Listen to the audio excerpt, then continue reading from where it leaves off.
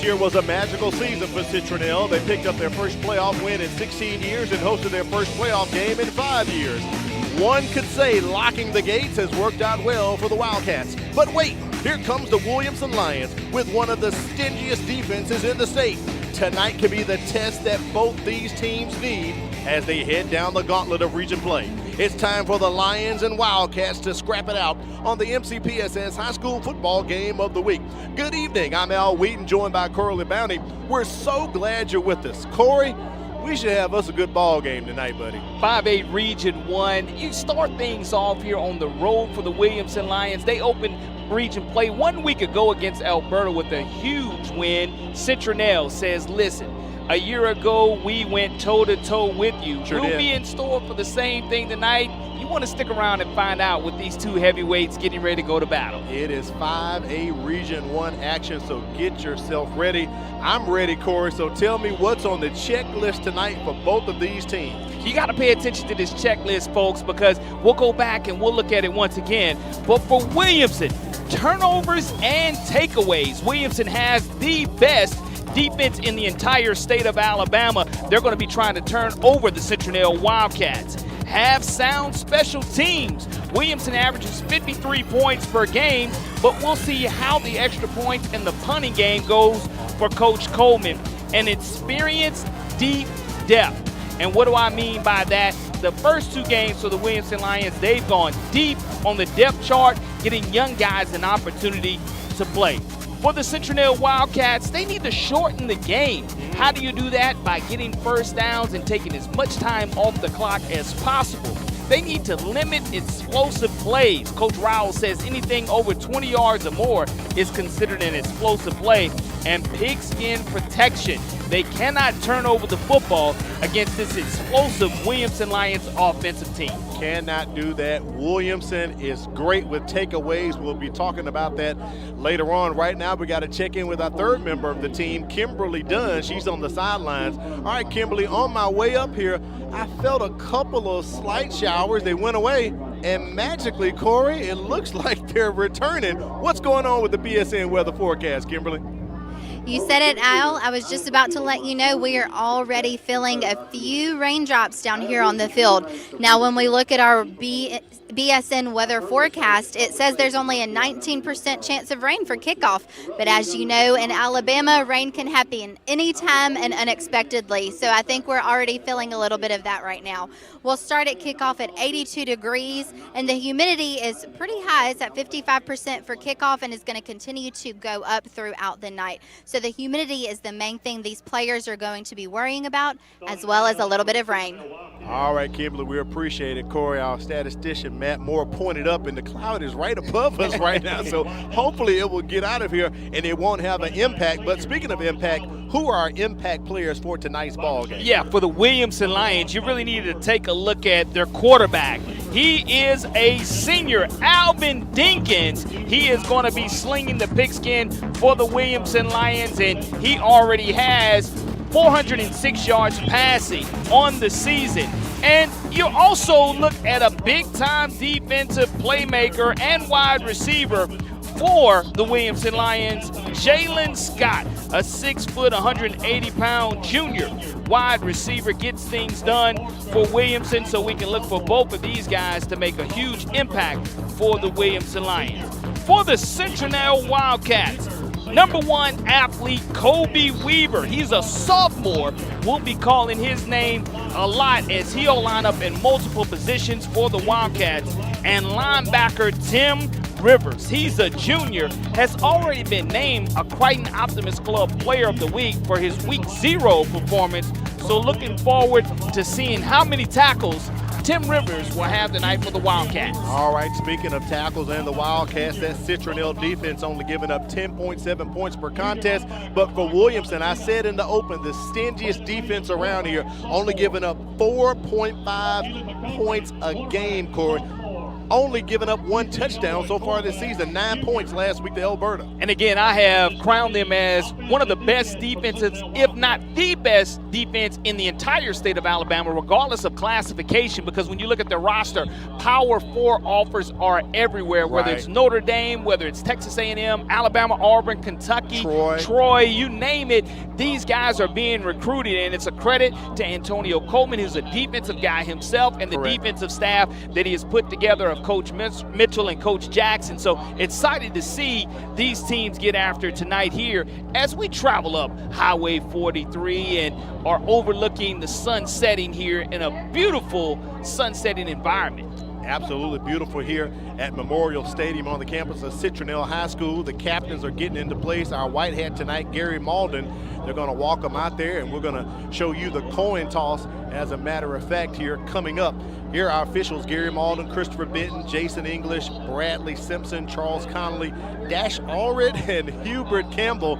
We saw Dash. He's going to be running the clock for us tonight inside of the booth. So headed your way, we're going to have Williamson running out on the field, Citronelle, but first we're going to have this coin toss coming up here. And we're going to take it down to the 50 and check in with Gary Malden to let him tell us who is going to get the ball here in the first half. And I want to publicly apologize to Gary Malden, our white hat, because a couple of weeks ago he was mistaken for Gary Beasley. Correct. And I won't say how that happened, but at the same time, I made sure I publicly apologized to him on the field, and that is Gary Malden, our white hat tonight. So Gary, showing you much love. Okay? Captains come with responsibilities. You take care of your team, you're going to take care of your team.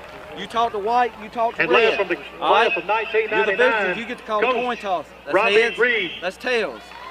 Heads, tails. Call it loud enough he can hear it. What are you going to call? Tails. Captains for the Wildcats. It number is 15, tails. You want to coin toss and you want to? Number 57. Right. White has one. Toby. You want the football. Which way you want to kick? Number 43, Brock Mountain. All right, turn your backs to the scoreboard. And number 13, CC Nolan. Straight line here, fellas. Straight line here. Straight line, face the scoreboard. Face the scoreboard. Red will receive. All right, Williamson wins the toss, and they defer to the second half. Citronelle is going to get the ball. We'll take a break, come back, and bring you the kickoff. It's number 3, Williamson, taking on Citronelle in a 5A Region 1 showdown. I have known since I was in 4th grade that I was going to be a teacher. I really just truly enjoy coming to work every day and working with different sets of kids and just watching them grow and learn. I couldn't see myself doing anything other than teaching children, being a part of children's lives, being able to inspire them in a way that some people just aren't able to do. And to know that every day is a new day, a new opportunity to make a difference in the child's life means everything to me.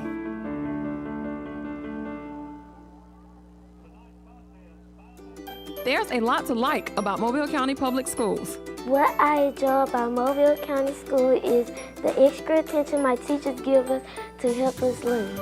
Teachers are liking their access to technology, and students are liking the quality of their education. I like the technology that's been incorporated into my education. And since 1826, you have trusted us to prepare your child for their future, and we like that.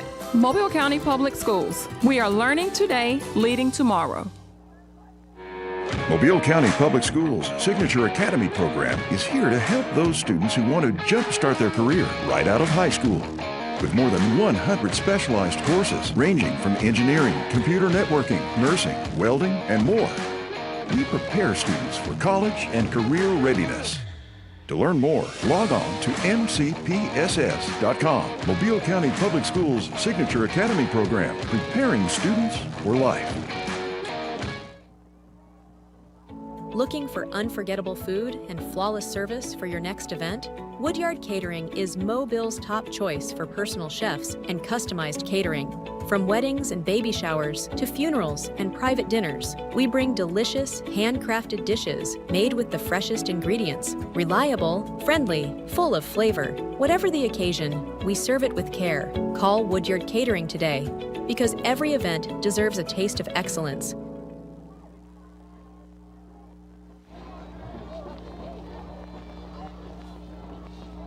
We welcome you back to the MCPSS High School Football Game of the Week. And the showers have started here at Memorial Stadium here in Citronelle. So we're going to kick off under wet conditions. Kimberly said a 19% chance, and Corey, it looks like some of that 19 is coming down on us right now. It's a 100% chance of rain here on Highway 43, and you look at having an opportunity, 45, you have an opportunity here to see what's going on the field. It can be a difference maker because you have your wet ball drills sometimes that you practice throughout the season. In this situation, you just do your best. Special teams are going to be a huge factor to begin this game for the Williamson Lions. We'll see if they're able to get off a huge kick. Setting up the kick for Williamson, kicking off, handling the duties. Todrick Withers back to receive for Citronelle. Kobe Weaver, also Curvin Noyd back there for the Wildcats, as we are just moments away from getting started here. Earlier, the sun was out just as bright as it could be, but a cloud has dropped on top of us, and the wet stuff is coming down, Corey. Yeah, it's not as bad as it was a year ago when we were seeing Baker and Davidson play. That's correct. But we were prepared for that rainstorm, and tonight, definitely not prepared. So papers, phones, goggles, everything soaking wet here atop this press box. And we are underway. Right up the middle it goes. Curvin Noah is going to take it at about the 9-yard line as he's going to come up. And they're going to put the stop on him. Take a look at the Citronelle offense. Leading the Wildcats on the field is the senior quarterback, Wyatt Nelson. He's 39% passer with 2 interceptions. The Wildcats' main weapon is running back Marcus Howard. He averages 6 yards a carry and has 2 scores on the ground. We could see him at quarterback tonight. When throwing outside, Nelson will look to connect with Jacob Knight or J.J. Rivers to haul it in. The Wildcats are big, averaging 276 pounds, with left tackle Aiden Forrester checking in at 280. Citronelle is -1 in turnover margin. 1st and 10 ball at the 23-yard line of the Wildcats. Going to be important here on 1st down to sustain positive yardage for Citronelle. Pass out to Kobe Weaver. He's an athlete, one of our impact players tonight, as he picks up a couple on the play. 2nd down. Reginald Ward III, 6'2", 205-pound sophomore, coming up and making the play for the Williamson Lions. And laterally, you see the speed of this Williamson defense. No gain on that play. 2nd down here for the Wildcats. Keep Marcus Howard just to the left of Nelson in the backfield. They give it to Howard, and he just hits a wall of Lions. The ball is out, fumble on the play. I think Citronelle will hop back on top of it. And that's none other than defensive end Dante Bush, 6'5", 215-pound senior. He's a Troy Trojan verbal commit, comes away with his 11th solo tackle on the season. And just like that on money down, it's 3rd and 10. Williamson can dial up any type of blitz that they want to get after the quarterback and see a lot of pressure. We told you this Williamson defense is quite stingy, averaging 4.5 points a game. Nelson throws it out, gets it complete up to about the 30-yard line. Weaver hauls it in, but that's not enough. So Citronelle is going to be 3 and out, looking to punt right here to Williamson. Coming on to punt for them, Easton Helton. He handles all of the kicking duties for the Wildcats. We'll see here how the Wildcats are able to cover on special teams, because the speed that the Williamson Lions do have from Jermaine McCree, if he catches a clean one in these wet conditions, he's off to the races. McCree setting up at about his 35. Nice punt right there from Helton. Fair catch, and it is caught at about the 43-yard line of Williamson. Take a look at this offense, and we'll have to do this one by memory because my papers are gone. I know A.J. Dinkins has 5 touchdowns on the season as their starting quarterback. Todrick Withers, he's the guy who will run the rock. Also for Williamson, John Austin, he has 4 touchdowns on the season, the leading receiver for the Lions. And keep your eyes on Keith Donald Jr. as well. The senior wide receiver is 2nd in receptions for the Lions. Up front, Ja'Cory Herman, he's the big boy, the center for the Lions. Biggest guy on that line. Right now, Williamson is +6 in turnover margin. 1st and 10 for the Lions. Nice reversal, Al. Great reverse right there. Still trying to bring him down. They can't. Jermaine McCree just breaking tackles. A late flag, possibly a hold against the Lions. And you look at McCree, 5'11", 173-pound senior. I mentioned on the kickoff his speed, but he shows the elusiveness here. Toss sweep there. He goes to his right, cuts back against the grain, and as he misses 1, 2, 3, 4, 5 Wildcats miss an opportunity to get him down. Got a block in the back. On the offense. Going to be 10 yards by the foul. Still first down. So all the work that McCree did will be for naught, Corey, as they're going to bring this one back with a block in the back. Well, I will say this. That's a break for the Citronelle Wildcats. And the Citronelle Wildcats defense, led by defensive coordinator Brace Sullivan, only giving up 10.7 points per game this year, and our task was slowing down a Williamson offense that averages 53 points per game.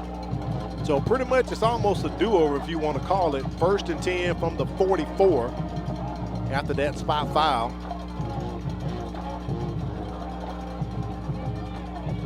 Dinkins has all the time in the world, wide open right down the middle as he makes the connection with that reception.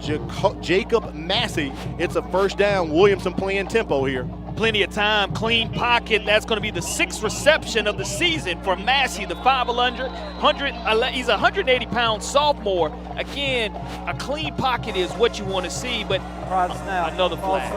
On the offense, 5 yards, still first down. Lions shooting themselves in the foot. They're playing up tempo, but they're jumping offside. Well, I will say this about the Williamson Lions. That's one of the things that Coach Coleman's going to preach about, cleaning up here to begin the first half, in the first quarter especially. You're always looking for things that you can work on the sidelines, and that's going to be one of them, penalties. 1st and 15 here coming up for Williamson.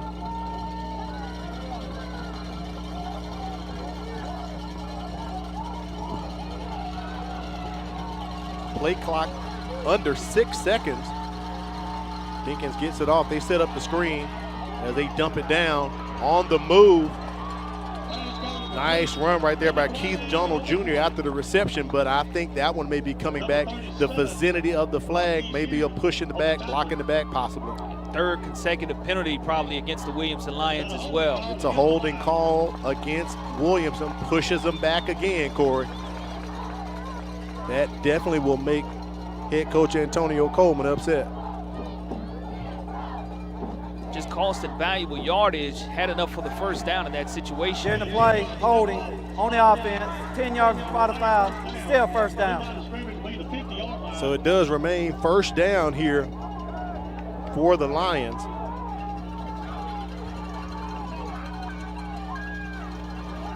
Pretty much 1st and 15 once again here for Williamson. Trip receivers to the top. Lone setback in the backfield as Dinkins looks to the side for the call. A check with me, Al, and we're at the 8:50 mark here in the first quarter. Ball sitting right at the 50-yard line.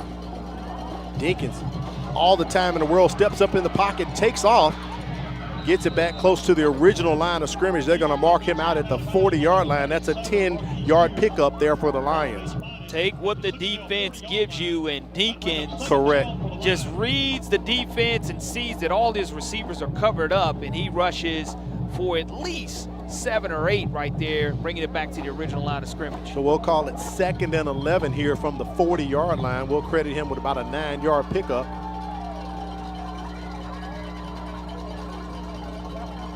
It seems as if the showers have left us, so now we're dry. Unfortunately, got a hold of our paper, so a lot of the notes may be a bit askew tonight, but we're still going to call the game as best as possible. 2nd down and 11. Set up the screen here. Todrick Withers hauls it in. Look at him evading tacklers close to the 38. Late flag for one of the back judges there. So far, we've had a penalty fest tonight. But what you see is the upper body strength of Withers as Brody Myers makes that stop for the Citronelle Wildcats as we await another penalty. This one's going to be assessed against the Wildcats. First penalty against Citronelle, and that's the costly one. 15 extra yards on top of that screen. Personal foul, face mask on the defense, 15 yards, first down. And just like that, Williamson is now in the red zone. Ball at the 17-yard line of Citronelle. Ball will be spotted at the 17-yard line. Will be first and 10 for the Lions.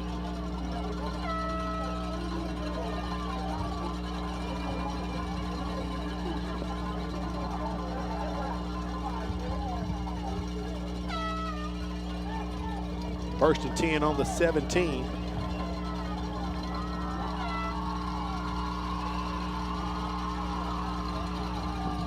Dinkins with time again, hauls off right down the center. That is completed for a touchdown to Keith Donald Jr., a 17-yard pitch and catch from Dinkins to Donald Jr. Credit the offensive line. Braylon Broom, Amari Spencer, Ja'Cory Herman, Cordarian Dixon, and Braylon Nelson giving the quarterback Dinkins all day long. And it's 7-on-7 drill in the summertime that you see.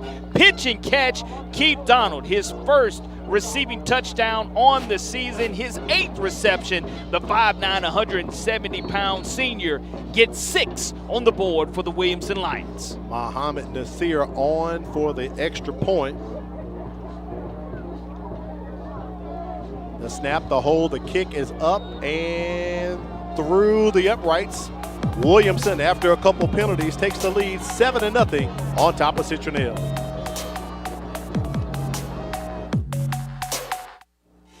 Do you have a student who would benefit from a more flexible learning schedule? The MCPSS Academy of Virtual Learning was created for you.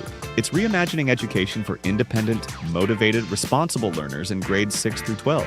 Students can take regular, honors, AP, or dual enrollment courses all at their own pace. And virtual learning doesn't mean isolation.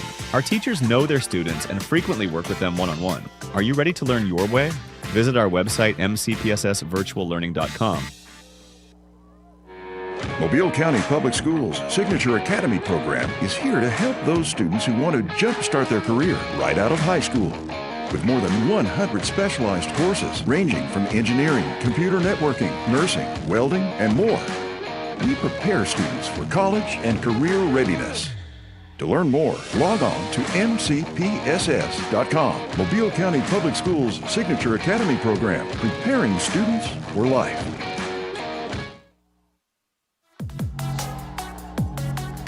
Williamson on top right now, 7-0. A lot of flags on that first series, but unfortunately for Citronelle, the one flag that cost them the face mask leads to a 17-yard touchdown for the Lions as they kick it off. Citronelle once again, decent field position. Ball's at the 21-yard line.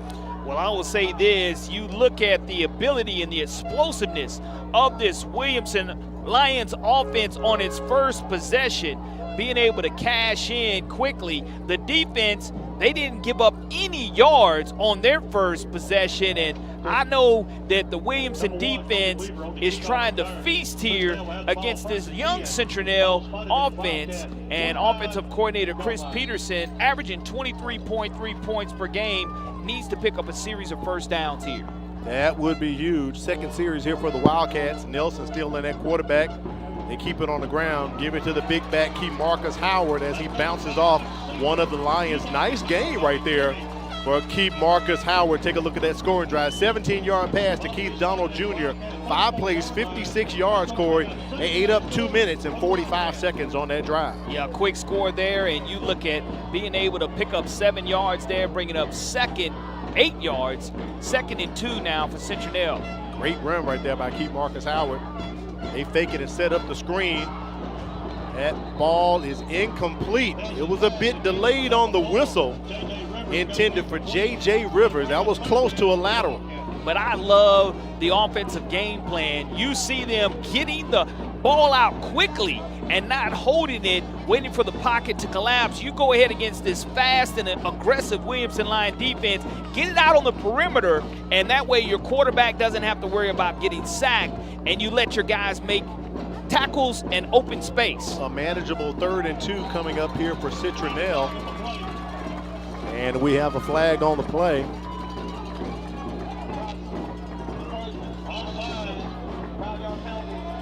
down. So Williamson gives them the first down with the offsides, pushes the ball up to the 39-yard line. Citronelle's first down of the ball game at the 7:32 mark. Take them any way you can get. That's that first air horn that you hear here.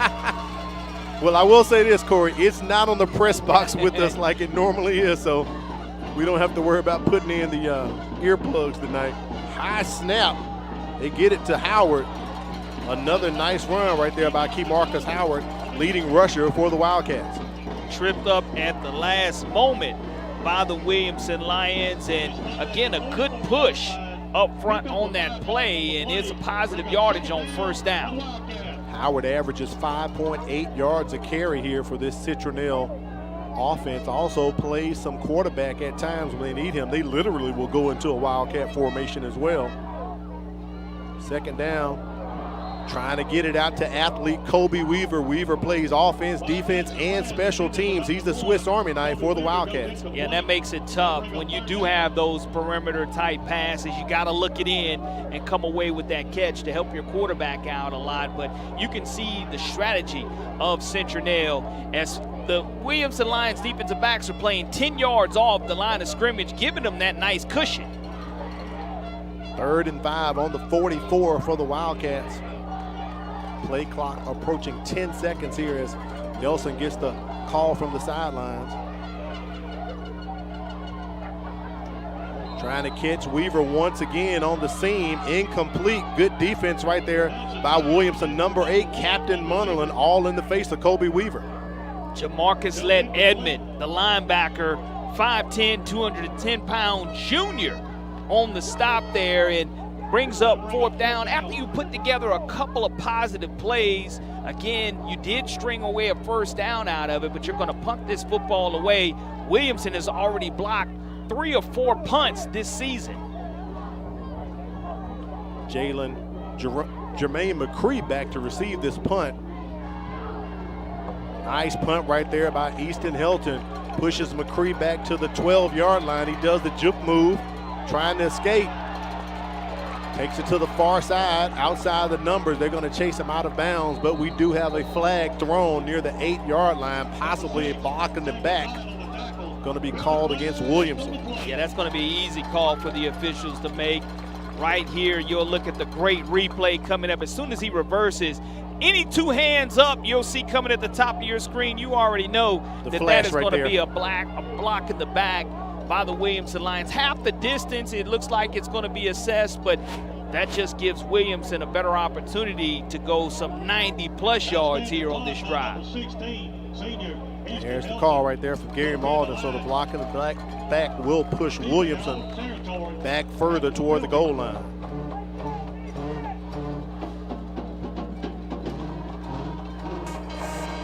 During the return, have a block in the back on the return team, going half the distance.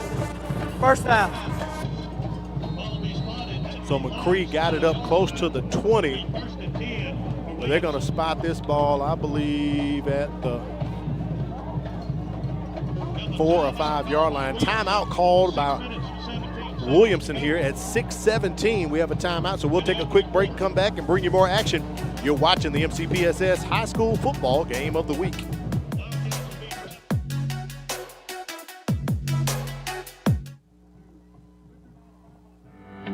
If you look at the numbers, Mobile County Public Schools is making great strides. With more than 53,000 students, 7,000 employees, and 90 schools, we are consistently increasing our 4-year graduation rate and our first-class pre-K program. We continue to strive for national recognition and continue to prepare our students for the global workforce. And we do all of this with one goal in mind, to equip and empower college and career-ready graduates. Mobile County Public Schools. We're learning today, leading tomorrow.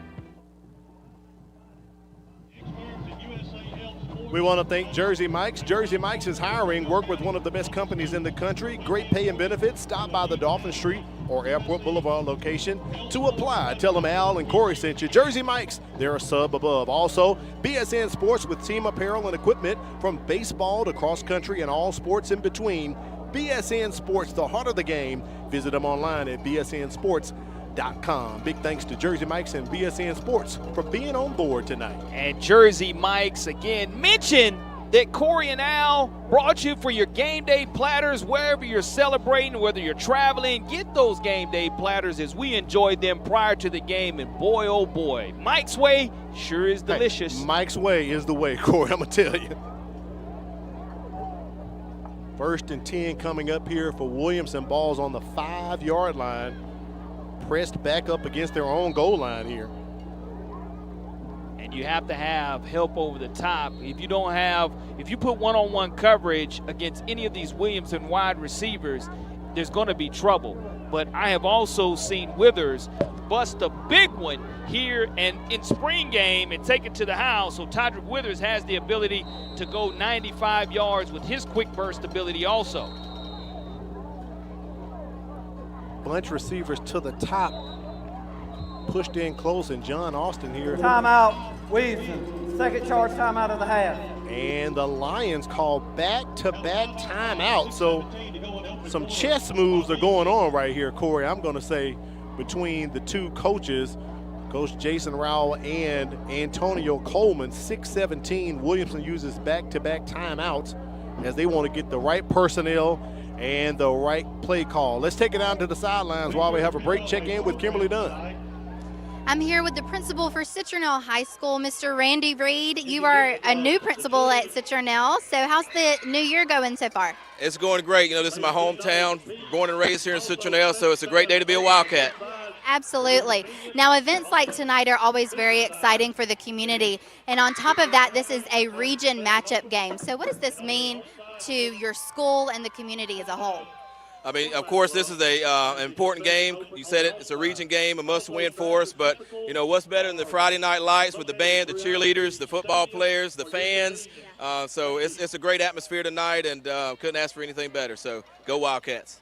Citronelle is also known for its strong academic performance and programs. Can you tell us about some of the recent achievements, such as your AP Scholars, and then how the school works to prepare students for their future? Absolutely. You know, at Citronelle we have what's called the Crimson and Gold Standard. We're very intentional about everything that we do, especially with academics.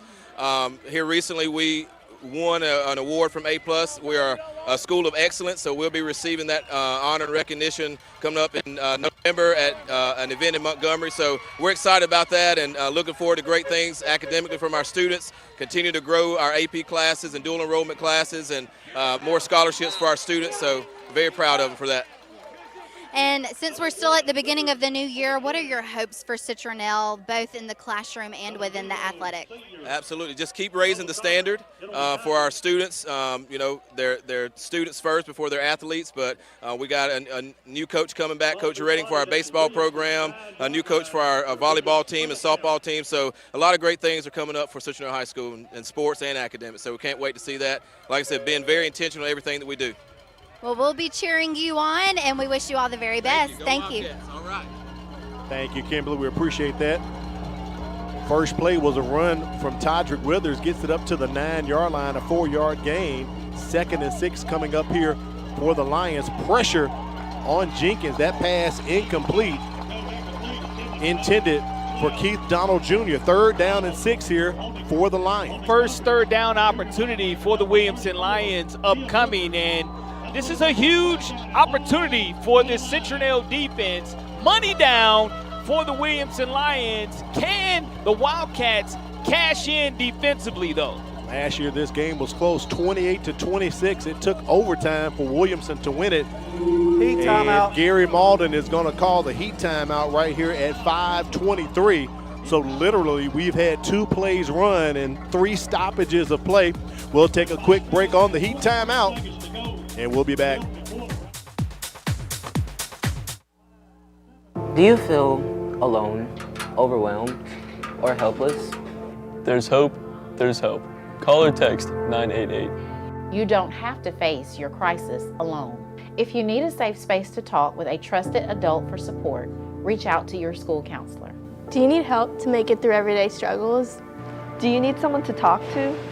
Call or text 988. Your social emotional wellness is worth it. Remember, there's hope, there's help.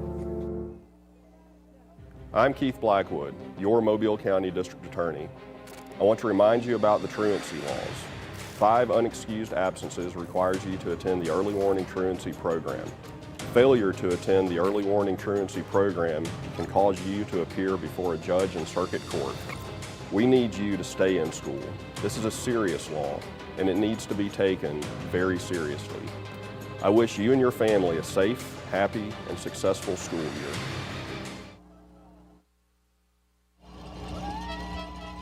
Big third down coming up here for the Lions. 3rd and 6 from their own 9-yard line. Dinkins back, has time, pressure on him. He gets it out. Does it get past the line of scrimmage? Was he in the pocket? I don't see a flag for grounding as of yet. And there's the flag from Gary Malden. I was just looking at it. The ball didn't make it to the line of scrimmage. He was still in the pocket as well. Here's the thing, Al. You're in the end zone. That's going to be a safety. That is. Because regardless of whether the ball went past the line of scrimmage, there was no wide receiver in the vicinity. And that's what the referees are looking for. And that is the huge momentum that you wanted to take advantage of. And in that situation, Todrick Withers had success running the football on 1st down, but in that situation, Dinkins has to feel the pressure and has to get the ball out much more cleanly than he did. Great job by this Citronelle defense, bringing the house and finding that pressure. Cohen White on the pressure, 6'1", 230-pound junior, is going to come away with Citronelle's first score. 7-2 is our score as Citronelle puts the safety on board. The offensive line held for a bit there, but Cohen broke through on right tackle Braylon Nelson and bust through and got in the face of Dinkins, interrupted him, and bam, there you have it. A safety for the Wildcats as they're going to receive this free kick coming up here from Williamson. And as you always like to say, Corey, the momentum has shifted. The Wildcat faithful are excited on their feet. Yeah, that's what you want to see if you're a Wildcat fan.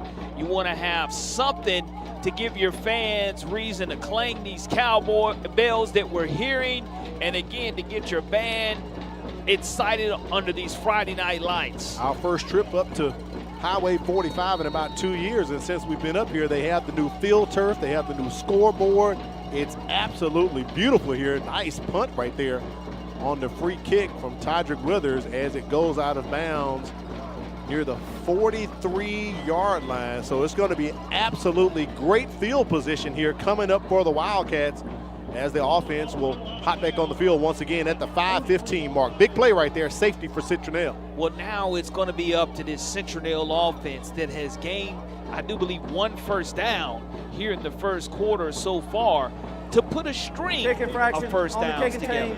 Gonna back them up 5 yards, re-kick. So we'll have a re-kick. We had a kick infraction against Williamson, so push Withers and the special team grouping back 5 more yards. So let's see what impact that will have on this kick. Well, I know if you're the Williamson Lions, you just have to cover it. But ball security is what's going to be important for the Citronelle Wildcats. If you're able to return this at all, you want to make sure that you're clutching the pigskin very tightly, because with as wet as it's been, you don't really have a lot of dry footballs here until about the second quarter. And in that situation, Williamson needs to make sure they don't have another infraction here on this free kick. Kervin Noyd and Kobe Weaver back to receive. Todrick Withers ready to punt it away here on the free kick. It's another nice one, nice air, and Weaver's going to field it at about the 45-yard line of Citronelle.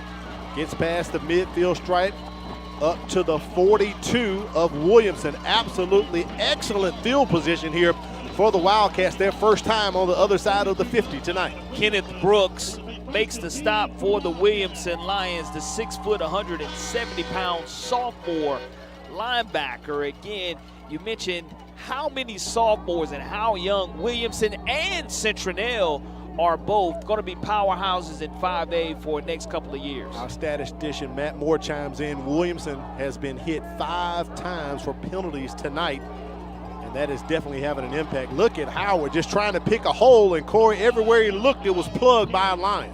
And believe it or not, on this artificial turf, he slipped, as coming up to make the hit was going to be Jalen Scott from his safety position. He'll get credit for that stop. but it's really Howard just slipping. As we mentioned, the rain came down earlier, making this artificial turf kind of slick, so to speak. You can't plant your cleats because it is artificial turf, so in that situation, he just slipped. 3-yard loss on the play, 2nd and 13 from the 45-yard line. On the jet sweep, the end around rather, they give it to Kobe Weaver. Another loss that's going to push him back 3 more yards, now pushed back to the 50. Big tackle right there by Williamson. This Lions defense is bowing up. 3rd and long coming up for Citronelle. Reginald Ward, the third, 6'2", 205-pound. Guess what, Al?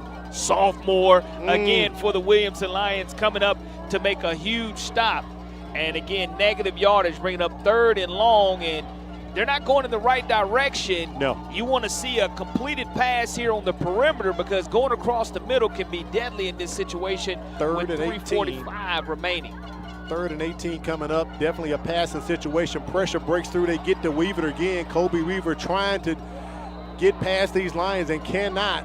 Picks up maybe 1 or 2, and just like that, it is 4th down coming up for Citronelle. This series goes nowhere. Ellis McGaskin, the 4-star Notre Dame verbal commit. He is going to Notre Dame versus Texas A&M tomorrow, but tonight he makes his presence felt as he makes his 20th solo tackle on the season. Jermaine McCree back to receive the kick here. More so of a line drive. He feels it, fumbles it, picks it right back up. Up the middle he goes, outside the hash to the numbers. McCree on the move. Gets up to the 50, past the midfield stripe. Great return right there from Jermaine McCree. Gives the boost that the Lions need after giving up that safety. You want to talk about being able to flip the field, Al? That's exactly what we see. After Helton boots this one away, you can see the speed of number 0, fumbles it away, picks it up, and goes ahead and shows that burst when he gets in the open field. Nothing but green grass in front of him. Great concentration there by the punt returner, Jermaine McCree, as he picked the pigskin up off of this wet field turf, as you pointed out earlier in the contest. 1st and 10 on the 42, a position Williamson is much more comfortable in rather than being up against their own goal line. They fake the screen. Dinkins rolls out, has a man, he slips, and he still makes the catch. Unbelievable. Keith Donald Jr., great concentration on that reception. Keith Donald makes his 9th reception of the season, already has a touchdown. Williamson going tempo now to go ahead and speed things up. 2nd time inside the red zone tonight for the Lions. Trip receivers to the top. Todrick Withers just to the right of Dinkins. They go with the run play up the middle, north and south. Todrick Withers, and I believe he will have enough for a 1st down. Let's see where they spotted at. He will have enough, Al. If he doesn't have it, it's because of the spot. But again, you look at the explosiveness of Todrick Withers. I was kind of surprised they didn't do that last offensive drive when they got the safety. 1st and goal from the 8. Withers stopped right there at the 5-yard line. It'll push it to 2nd down. Williamson on the move, running this up-tempo offense. In the red zone, Al. Offensive coordinators Jamal Henry with the passing game, Marcus Cook with the run game, trying to punch it in this red zone. I saw Cook working with the offensive lineman before the ball game tonight, working on position and technique as the Lions were warming up down on the field. And I'm sure the big fellas want to make up for that safety they gave up on the last series here as we approach 90 seconds remaining in the 1st quarter. Williamson trying to get another score.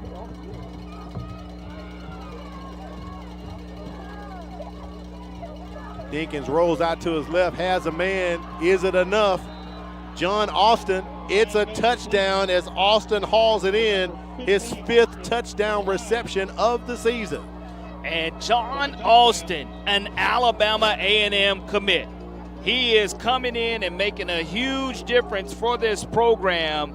Comes away, like you said, with his 5th touchdown of the season, leading the Williamson Lions, putting 7 more on the board. And now with 1:25 remaining in the 1st quarter, Williamson now leads 13-2. Muhammad Nasir on for the extra point.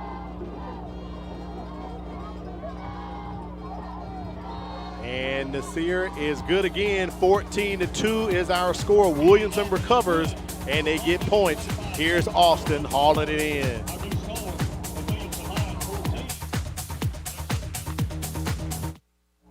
Your experience is valuable, and now it pays. Have you taught at a private school, another district, or even retired from teaching? Mobile County Public Schools is now offering higher pay for your previous experience. That means you can step into the classroom at a higher pay level because your experience matters. Don't let your hard work go unrecognized. Apply today and start earning what you've worked for. Visit mcpss.com/job opportunities for more information.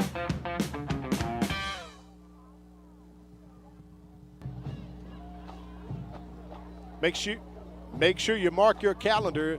Distance Learning Day is coming up September 22nd. So parents, make plans. Distance Learning Day, September 27th. Make sure you mark your calendar.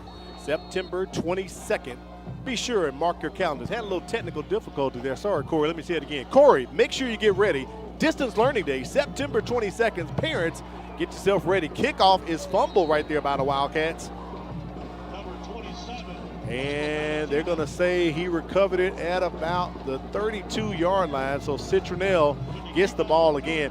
You have to give it up to Coach Coleman and his coaching staff, Corey. They give up the safety. Defense immediately comes in holes. And what does Williamson do? Punch it right down the throat. Yeah, I mean, you're playing to a standard, and that standard is why not Williamson and an audience of one. Fourth-year head coach Antonio Coleman definitely was not happy about that last offensive series. They made the adjustments. Now the defense will try to rise to the occasion once again. Looks like we have a quarterback switch here. Marcus Howard now handling quarterback duties. Hands off to Kobe Weaver on the run, and he is smashed. Look at Ellis McGaskin in on the gang tackle there for the Williamson Lions. Yeah, Dante Bush along with Jalen Scott closing down to make that stop, and it just goes to show you may get your hands on the ball carrier in the backfield, but if you're doing that, you know the cavalry is on the way to help them clean up on the play. No gain, 2nd and 10 for the Wildcats.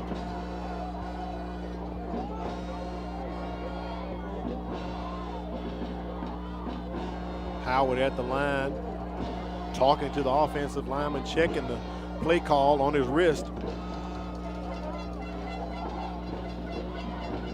Wildcats looking to get a spark. He's just going to keep it himself, and he's met immediately and tackled on the play. No gain on the play. Actually takes a loss. 3rd and long coming up here for the Wildcats. You can just see the pursuit. Carnell Flukum, he has 4 solo tackles on the season. 6'1", 205-pound senior coming up and making a huge play, and it is going to be a tackle for loss. 3rd and 11. We've seen the perimeter passes here go quickly, but with the change in quarterback, you can look for the quarter to end, and we'll go to the end of the first quarter. There it is. We're wrapping up the first quarter. Williamson on top, 14-2. We'll be back with more 5A Region 1 action right here on Highway 45 at Memorial Stadium.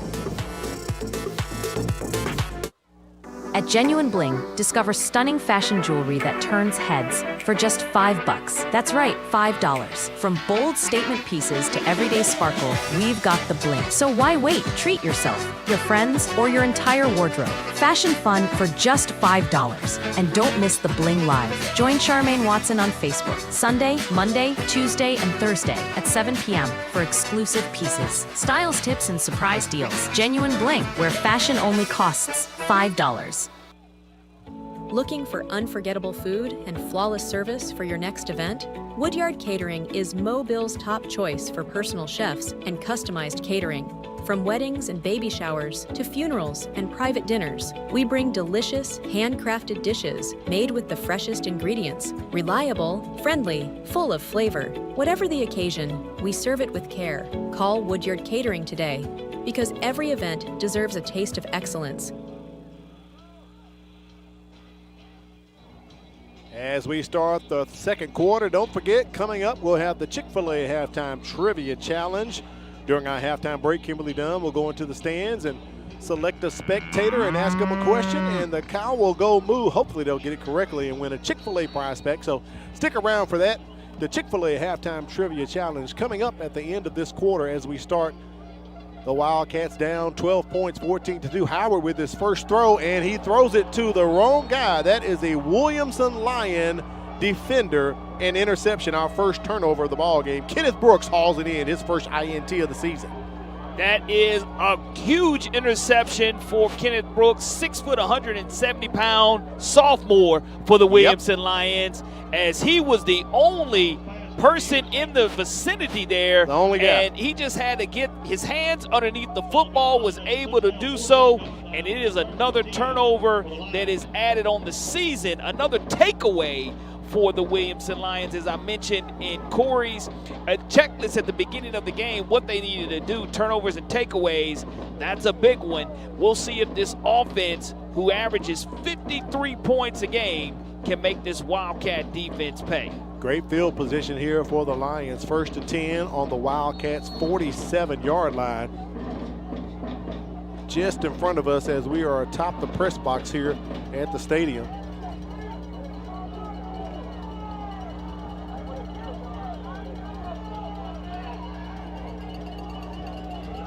Signal comes in. Dinkins taking his time. Play clock under 10 seconds.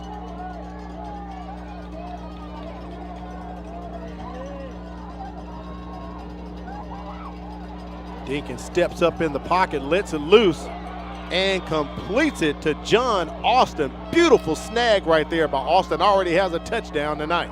You look at the time Dinkins has in the pocket. He's able to clutch. Thinks about it. Pump fakes. The offensive line does a great job having a great protection in the pocket. Credit the offensive line for giving the quarterback to go through all his reads, and Austin coming away with the catch. I love how he stepped up into the pocket as it formed.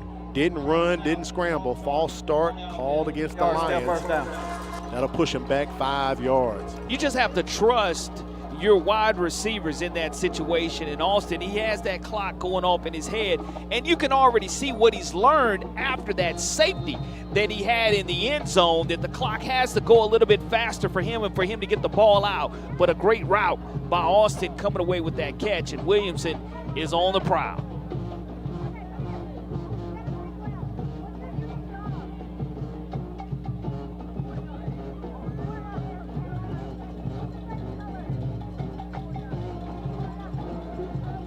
First and 15. Dinkins with time. Finds Austin again as he just sat right there inside of the zone. Hauls it in. I love how Dinkins just placed it right to him. And that's going to be a tackle by Tim Rivers, one of our big impact players, the middle linebacker, 5'10", 200-pound junior with the stop. 2nd and short as they give it to Tydrick Withers. He hits the hole, picks up a couple going north and south.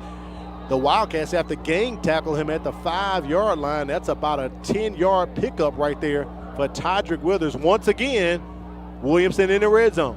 Note to all defenders and all future coaches that are defensive coordinators, do not tackle Tydrick Withers high because he will run over you. You better get him low. He's just too strong in the upper body. 1st and 5 from the 5, or 1st and goal rather. Pass incomplete, intended for John Austin, trying to haul in his 2nd touchdown of the night. And again, credit Austin and the offensive line more so on this particular drive. And I wouldn't be surprised if you see number 1 get his number called here deep in the red zone area. He just runs with so much ferocity, so much strength, upper body that he has.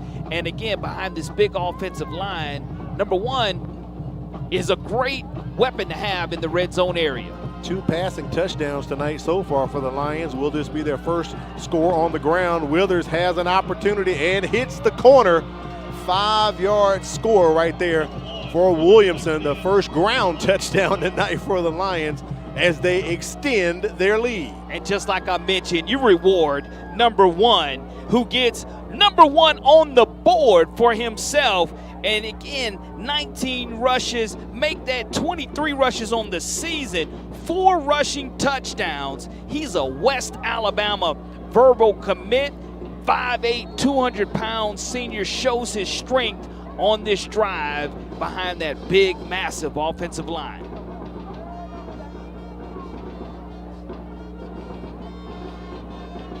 Nasir on for the extra point. And so far tonight, he is 3 for 3. And if you're just tuning in, they're like, where did the 2 points come from? Williamson pretty much all in control. Watch Withers run.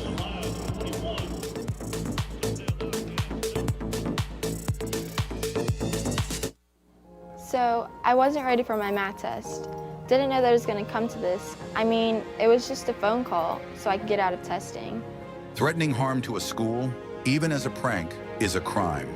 Mobile County law enforcement treats school threats seriously, leading to investigations, arrests, and legal consequences. Think before you act. One moment of bad judgment can have lasting consequences. If you see something, say something. Speak up. Let's take a look at that replay one more time, Corey. Withers wiggles into the end zone. You see the offensive line do a great job on the outside. No containment there by this Citronelle defense, and he's able to bounce it to the outside. And again, he wiggles in for another Williamson Lions score. Also great patience, but great vision by Withers when not to go into the hole and bounce it right back outside, as you were talking about, Corey. No containment, the edge was broken. He saw the window and said, I'm going left. And took it to the house right there for the Lions, up 21-2. Ball taken by Kervin Noah. Nice return, gets to the 40, up to the 45, as he is tackled and brought down by Ellis McGaskin, playing special teams for Williamson. Once again, great field position for the Wildcats. Can they really get a drive going and sustain it, Corey? Yeah, that's going to be important. We've seen a lot of 3-and-outs, but what happens on first and second down, more importantly, for offensive coordinator Chris Peterson, you need positive production on first down, as you get a great look there on the sideline of the Williamson Lions, ready to come back and score some more points. Marcus Cook talking to his quarterback about how they want to pursue the next possession. Wyatt Nelson back in at quarterback, so the key Marcus Howard experiment, they're going to go away from it right now. They're just going to let him run the ball, put him on the ground from his running back position. Falls forward for about 2 yards, so we'll call it a 2nd and 8 here. Ball at the 50-yard line. DeMarcus Dale Brown, the first time we've called his name tonight. 6'1", 235-pound sophomore. Yep. For Antonio Coleman, Carl Jackson, and John Mitchell on the defensive side of things, having 20 Power 4 offers, Texas A&M, Kentucky, LSU, Auburn. He makes his 11th solo tackle of the season. 2nd and 8 from the 50. Handoff once again to key Marcus Howard. He picks up 1 or 2 once again, so it sets up 3rd and long here for the Wildcats, something they've been in a lot tonight. And stopped by Jamarcus Edmond, 5'10", 210-pound junior. As you're looking at 3rd and close to 7 yards to go for Citronelle. They're across midfield, Al, but here Williamson's defense wants to force them to a punt, and Citronelle needs an explosive play to keep the drive alive and move the sticks. And we have a stoppage. Timeout called by Citronelle. I was just discussing with our statistician, Matt Moore. I don't believe Citronelle has more than that 1 first down tonight, Corey. Yeah, I mean, you look at the defense rising up to the occasion and being able to get that pressure on Deacons to get the 2 points with the safety in the end zone. Let's take it back down to the field and check in with Kimberly Dunn once again. Before the game, we have Corey's checklist, but each time before the game when I speak with the coaches, I also try to get what their checklist is and see what both of these coaches are saying they need to do in order to get the win tonight. Williamson said that they had to run the ball, be physical up front, stop the run from Citronelle's team, be sound in special teams, and control the highs and the lows. Citronelle said that for the offense, they needed to establish the drives, limit turnovers, and limit Williamson's explosive plays. So far tonight, we've seen Williamson have a couple of explosive plays, and we've seen a couple of turnovers as well. Hopefully, both of these coaches are able to get their teams to line up with their checklists for the remainder of the game. Thank you, Kimberly. We're going to check back in right now and see what was discussed for Citronelle. They definitely want to check off their second first down of the night if they can. Currently right now, Williamson 157 total yards to Citronelle's 16. Well, I'll tell you, we saw negative 90 a week ago. We very well may see that again tonight in regards to negative yardage offensively, but this 3-4 defense has Citronelle exactly where they want here. Money down here for the Wildcats. They need a first down. They want to get the crowd back into it.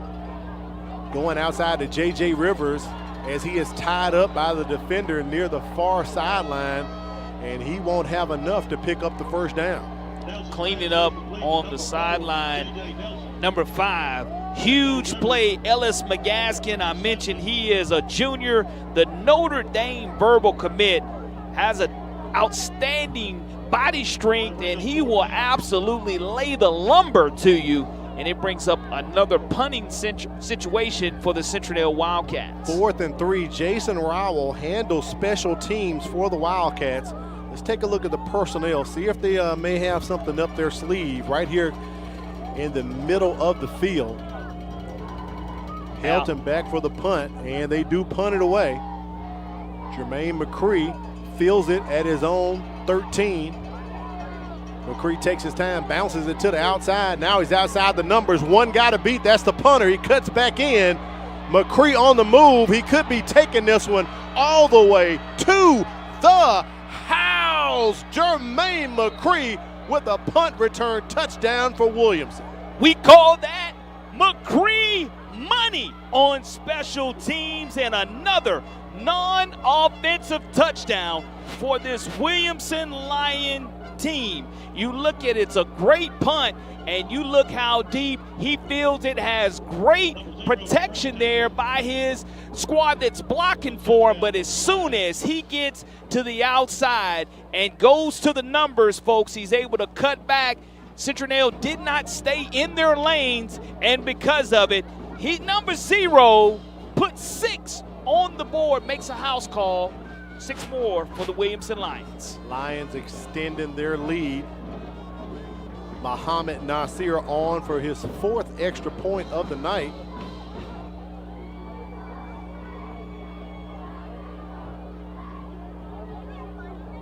Nasir's kick is blocked at the line, but we do have a flag on the play.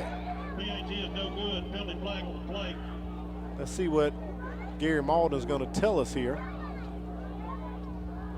A personal foul. I'm thinking one of the Wildcats may have jumped over a lineman, and you cannot do that. During the kick, got a personal foul, hurtling on the defense, half the distance, retrace. I thought I saw a red jersey, though someone was trying to hurdle over the line, so you cannot do that. Yeah, it's just a safety issue there in that situation. Correct. It's a safety issue to where if you get clipped, you'll land directly on top and cause spine damage. So they don't even allow that in the NFL. So it's just for safety precautions there. And with that, Williamson now will go for 2. Dinkins under center. They're going to hand it right off up the middle with the touchdown, Cor. It's a 2-point try.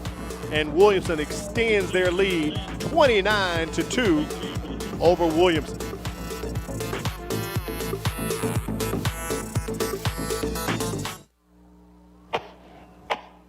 What's the matter, baby? You're not feeling good?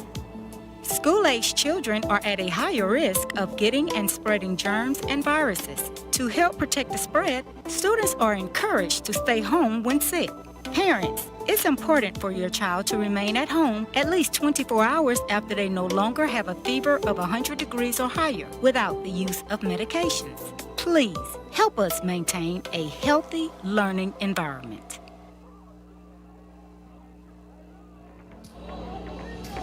And we are back. Al Wheaton, Corley Bounty, Kimberly Dunn on the sideline. Our statistician Matt Moore giving you the action here. Citronelle and Williamson off the punt return. 29-2 is our score. They have just opened up on top of Citronelle.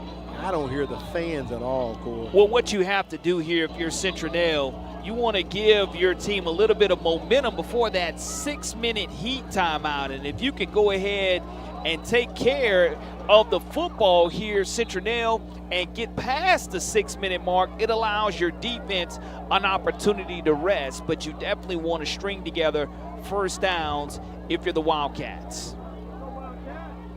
Short pooch kick right there from the Lions. So once again, Citronelle, decent field position. Going to have it at the 35-yard line. Just trying to get something offensively going. Corey, you like to say in situations like this, you just want to get a couple of first downs. You just want to get going to kind of get your steam back for your offense if you can. A completion, a non-drop pass, just something positive that will move the sticks. Nelson back to throw, trying to set up the wheel route to Kobe Weaver.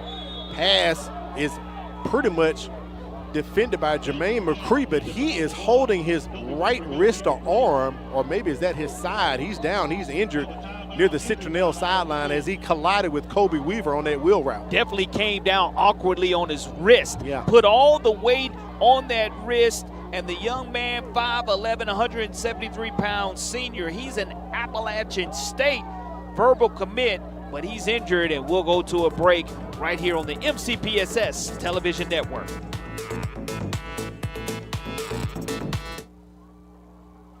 Did you know that missing 2 days of school per month has a negative effect on student achievement? And that chronic absenteeism is negatively impacting 1 out of every 10 Alabama students. Studies show students who are chronically absent are more likely to drop out of school. For every 1 day your child is absent from school, it takes 3 days for them to catch up. So if I am not sick, make sure I'm at school, because missing school means missing out. We are back as McCree is taken off of the field on his own power. Let the trainers take a look at him on the Williamson sideline. His impact already made tonight with a punt return touchdown for the Lions as he goes to the sideline. 2nd and 10 here for Citronelle. Williamson rushing 3 guys, and pass is dropped. Weaver had it, no correction. J.J. Rivers drops that one. He is upset with himself. And rightfully so. It's one that he wanted to catch first, but it's because of the 10-yard cushion that these corners are giving these wide receivers. So if they're going to give you the perimeter passes, you must bring them in. You can't stop the clock here, and now it's 3rd and 10 upcoming on your own 35-yard line. Citronelle just can't get this offense going. This defense from Williamson is stifling, it's stingy, it's all in their faces. Pass incomplete, it's dropped. Devin Jones couldn't hold on to it. And guess what? It's 4th down again for the Wildcats. Now here's where you have to be careful if you're Citronelle. You only wasted 30 seconds off of that clock. 7:27 remaining here in the 2nd quarter. You're punting the football away. Williamson's already blocked 4 punts this season. And last week, they took the ball right off of the foot of Alberta's kicker. Now, I'll say this, they're going to go ahead and bring some gunners here, so you have to have max protection. But the speed on the ends and the return ability of Williamson special teams is dangerous.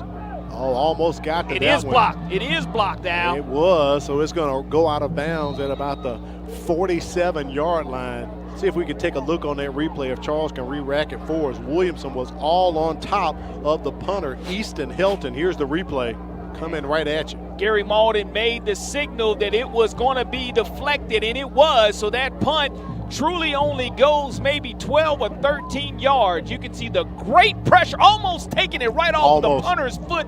Just like I mentioned, I've seen it over and over again in my film review and film study on the Williamson Lions. They just have too much speed when it comes to special teams. The one thing that didn't help Helton then was the bobbled snap that he received from the snapper. That half second throws you off there. And you have to have clean center to punter or center to quarterback exchange. 5 yards, still first down. A legal substitution against Citronelle. They shoot themselves in the foot and give Williamson 5 yards. So it's now 1st and 5 for the Lions. Ball at the 47-yard line of Citronelle. Listen, Withers is fresh. He's waiting to bust a long one for the Williamson Lions. They hand it off to Withers north and south. He goes, picks up the first down as he falls inside close to the 30-yard line. They'll spot him at the 32. And just like I told you, Al, once again, you go with what works for you. And I've seen Withers time and time again. He gets stronger as the game goes along, almost Derrick Henry-like. Continue to feed him the pigskin, and he'll continue to pummel you. I agree with that. They go back to the well once again. Withers carrying the pile with him. And Williamson continuing to play up-tempo offense, up 27 points right now in this 5A Region 1 battle. And they'll have an opportunity here after this play to go to the heat warning. And you just can't get lulled to sleep if you're the defenders on the back end for Citronelle, because you're looking at run, run, run. You get hit with play action. Next thing you know, it's a 36-yard touchdown. And they definitely have some speedsters here for the Lions offense. Setting up the screen. Pass complete to Jacob Massey. The blockers get in front of him, and Massey gets it up to about the 12 or 13. The chains on the move. Another first down for the Lions. And we'll take our hydration break, our heat timeout right here at 6:09. Here's the replay. Great upper body strength. Look at the blocking down the field. No holding there. And you see you don't get him to the ground. He just runs through the upper body. And again, now going to the under 6-minute timeout, Al. We'll take a break at the heat timeout as well. Williamson on top, 29-2. High school students, are you looking for a way to become a better leader? Then the Junior Officers Training Corps may be what you're seeking. If you would like to develop self-reliance, learn ways to be more responsible, and improve your communication skills, you can do that and more when you register for the Junior Officers Training Corps. The JROTC program is available to all high school students in Mobile County. JROTC, we build a better you.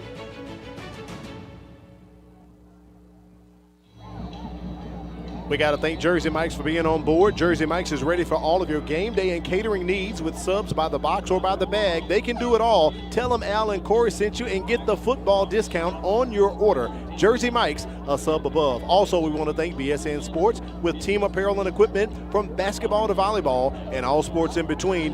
BSN Sports, the heart of the game. Visit them online at bsnsports.com. And don't forget, coming up, the Chick-fil-A Halftime Trivia Challenge. Looking to get us another winner at halftime, Kimberly Dunn. She's going to try to get a spectator and make the cow go moo. It's headed your way. The Chick-fil-A Halftime Trivia Challenge coming up in about 6 minutes as we wrap up the second quarter. Hand off to Jamarcus Edmond.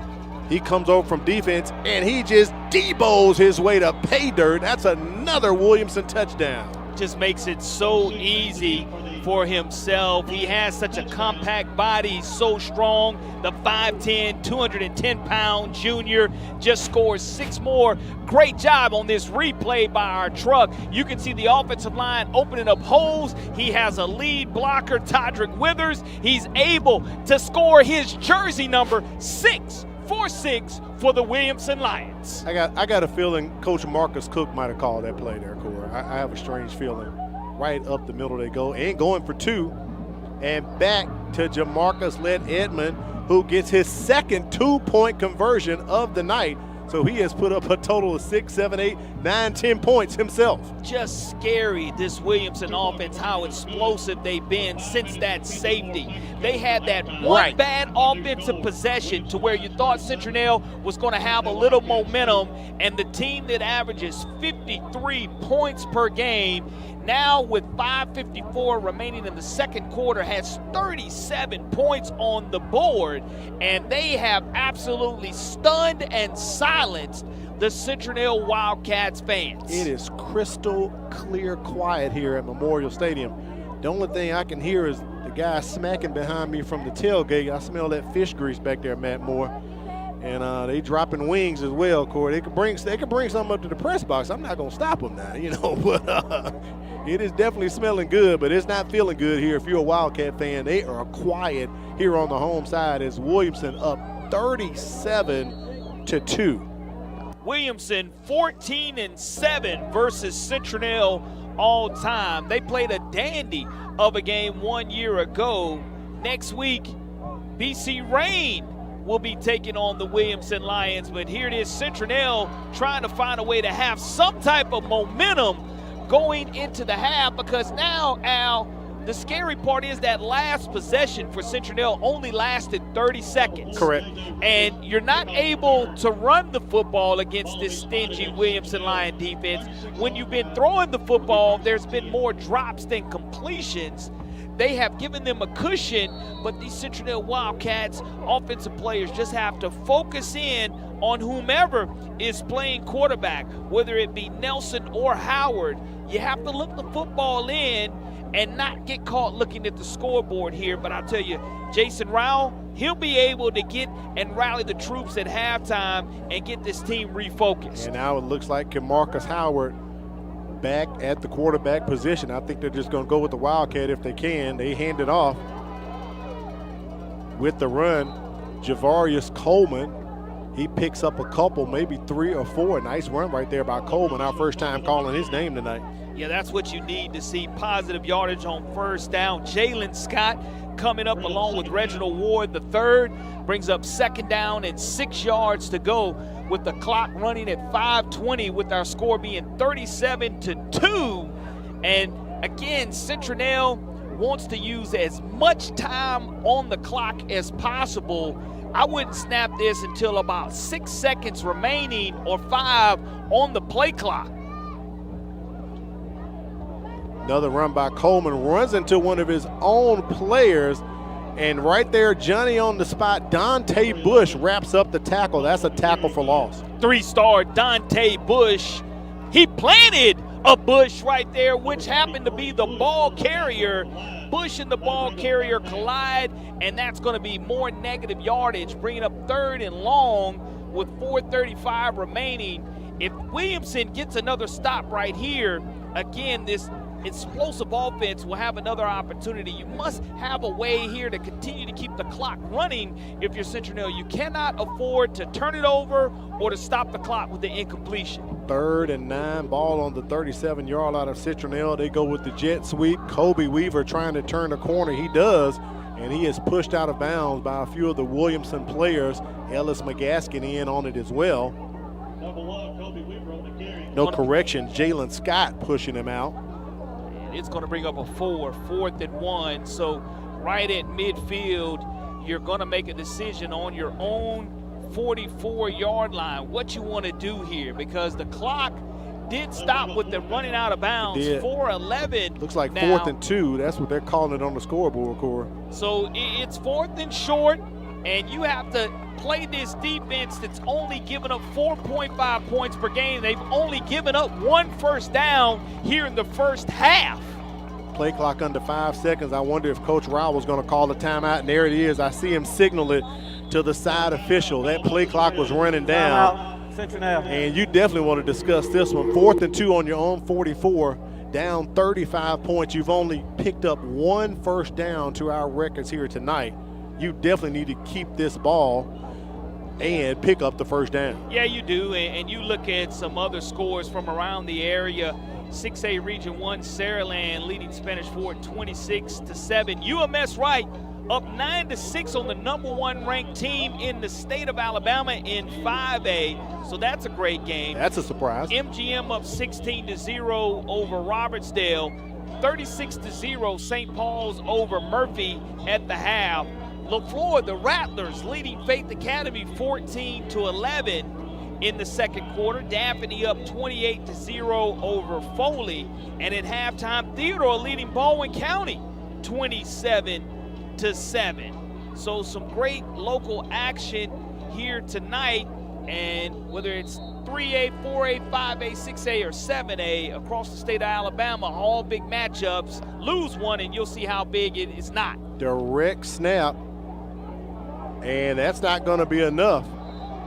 That's right at the line of scrimmage. And it will be ball over on downs to Williamson. So the 4th down did not work. Kaloop Anderson in on the tackle. 6'2", 200-pound freshman on the stop right there. Out of this 3-4 defense, absolutely plugged the hole. But when you're in the shotgun position, you're already 5 yards behind the line of scrimmage. And when you don't win in the trenches, it makes it really tough. Here with 4:01 remaining, Williamson having an opportunity to score explosively here. Wouldn't be surprised if Withers or Dinkins goes deep if you don't double team over the top. Trip receivers to the top. John Austin down here on the near side by himself. They go to Austin. He picks up about 5 or 6 on the reception. Stays in bounds as the clock continues to run here with the Lions in control. And they will receive the second half kickoff, Core. Yeah, you really swarm into the football there on that play for Citronelle, so you love to see that. Williamson not in any hurry to really score because you're up 37-2 with 3:30 here remaining in the second quarter. Plenty of time to go ahead and have a nice sustained drive, not leaving any time on the clock here in the half. Williamson could get the 2 for 1. If they score here, they would get the ball back. Back to Austin once again. He's close to the first down marker. I think he's going to be about a half-yard short. He's right at the 35. The line to gain, I believe, is the 34. So we'll call it 3rd and 1 here for the Lions. Well, 3rd and 1, you've seen them be able to give it to the fullback, who is also a linebacker. You've been able to see Withers bust a hole. So we'll see if Dinkins goes under center or stays in shotgun here on 3rd and short. Just got a score check from Legion Field and Jackson. Baker down 21-7 to the Aggies at the half. Todrick Withers does his forward momentum give him the first down? I don't believe it will, as the official ran right up the 35, but the line to gain is the 34. So it's going to be 4th and 1. No, they say he lost a yard. It'll be 4th and 2 coming up here for Williamson, and I know they're going to go for it as the offense remains on the field. Well, you have 2:10 remaining in the second quarter. Not a lot of push up front, and we'll see here what Williamson decides to do. Go under center, which is where they've had a lot of success in the red zone, getting it to Let. And also now you look at McGaskin in the backfield. He's going to get a touch offensively. And is it going to be enough? It's going to be close. I think he will be about a half-yard short as Ellis McGaskin. It'll be ball over on downs. Back to Citronelle, so the defense holds the first offensive drive that is stalled for the Lions tonight. Phenomenal job by Tim Rivers, the middle linebacker, 5'10", 200-pound junior impact player, being the first to the ball. And that's the type of energy and excitement you want to see here from the Citronelle sideline and from the offense and defense. Now, the offense has to answer with their own momentum here with 1:45 because Williamson, sitting with 1 timeout remaining, can only stop it once. And the quarterback experiment continues. Nelson back in now. They give it off to Key Marcus Howard. And he runs into a pile of Lions. Will bring up 2nd down here and long for Citronelle. Big time stop by the young man who you've seen offensively be able to be in the goal line. Jamarcus Edmond has been playing both sides of the football tonight for Coach Coleman. 1:20 remaining. The clock continues to tick down. Williamson again with 1 timeout remaining. Citronelle with 1 as well. 2nd and 10, ball on the 35, so no gain on that play. Back to Howard again as he just hits a spin move again, and he's going to be tackled near the 40, up about the 39 with 60 seconds remaining here in the first half. 60 seconds remaining brings up 3rd and 6 for Citronelle, and we'll see if Citronelle is able to convert here. You want to continue to run the football because if you pass here and it's incomplete, you're going to give the explosive returners for Williamson a chance to field a punt or to block it. I would expect a timeout probably may be called by Jason Rowell. Play clock approaching 10 seconds, game clock ticking as well. Kobe Weaver goes back to the backfield. They give it to Weaver on the draw play. Bam! He's met by Jamarcus Lynn-Edmond right there at the line of scrimmage. That's going to take it a 4th down as the clock continues to tick.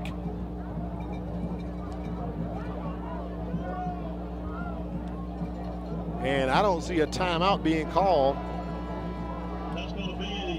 by Citronelle. So, Corey, I think they're going to let it run out to the half, and we are at the half right here. Our score 37-2, a complete domination by the Lions. Only one hiccup by them with the safety that they gave up early in the first quarter. But it appears as if, Corey, they righted the ship real quick, because on the next series, they scored and scored and scored again. Yeah, sometimes you need that wake-up call, and it was a wake-up call for the offensive line and Mr. Dinkins, the quarterback, as well. And that's only the hiccup. That and penalties is something I know Coach Coleman's going to harp on. Being able to finish right there before the half and not turn the ball over offensively. Again, it's been a clean game from a turnover standpoint for the Williamson Lions, but there's going to be those points of emphasis. Penalties, stalled a couple of drives, along with making sure that you finish those drives. And your Coach Rowell, what are you talking about to your troops? Look, don't get caught looking at the scoreboard. We want to continue to go ahead and build off of the momentum that we had coming away defensively with the stop. Interception given up by Citronelle, a punt return touchdown given up by Citronelle. So Williamson striking on special teams, and especially tonight on defense. It was huge. We saw the momentum shift after they gave up the safety, and then they stopped Citronelle time they got the ball back. Yeah, 5 or 6 non-offensive touchdowns this season for this Williamson Lions team. It's something that you don't see a lot of, but when you're able to see it, you have to be very proud of your team. Let's check in with Kimberly Dunn. She's with Antonio Coleman. Coach Coleman, how do you feel about your team's performance so far in tonight's game? I feel like it's not enough. You know, I don't know what's going on out here, but I know the penalties are little to a lot. You know, so it's not enough for me. You know, so we're gonna keep our foot on their neck. Anytime you see me with my hat backwards, I'm really pissed off. All right, but it's cool. We're going to continue to win on the scoreboard. My kids are going to continue to be class, and we're going to continue to play hard, and we're going to finish the game. Yes, sir. So what message are you going to tell your team right now to encourage them to finish this game strong? Keep your foot on their neck. That's all I know. All right. I'll let you get with your team, Coach. Thank you so much. Thank you, Kimberly. Antonio Coleman keeping it real. We're going to take a break and come back and bring you halftime. We'll show you the bands and the Chick-fil-A Halftime Trivia Challenge. At Genuine Bling, discover stunning fashion jewelry that turns heads for just $5. That's right, $5. From bold statement pieces to everyday sparkle, we've got the bling. So why wait? Treat yourself, your friends, or your entire wardrobe. Fashion fun for just $5. And don't miss the Bling Live. Join Charmaine Watson on Facebook, Sunday, Monday, Tuesday, and Thursday at 7 p.m. for exclusive pieces, styles tips, and surprise deals. Genuine Bling, where fashion only costs $5. Looking for unforgettable food and flawless service for your next event? Woodyard Catering is Mobile's top choice for personal chefs and customized catering. From weddings and baby showers to funerals and private dinners, we bring delicious, handcrafted dishes made with the freshest ingredients. Reliable, friendly, full of flavor. Whatever the occasion, we serve it with care. Call Woodyard Catering today, because every event deserves a taste of excellence.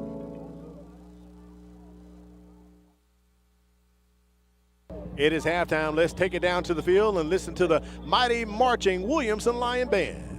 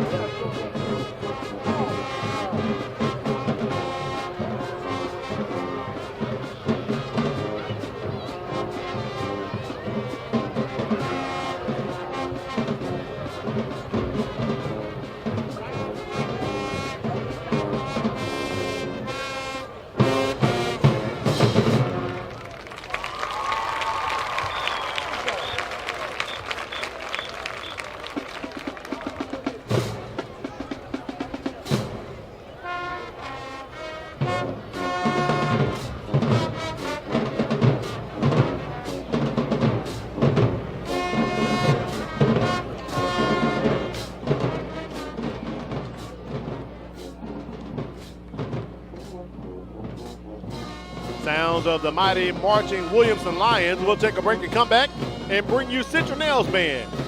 It's halftime for the MCPSS High School Football Game of the Week.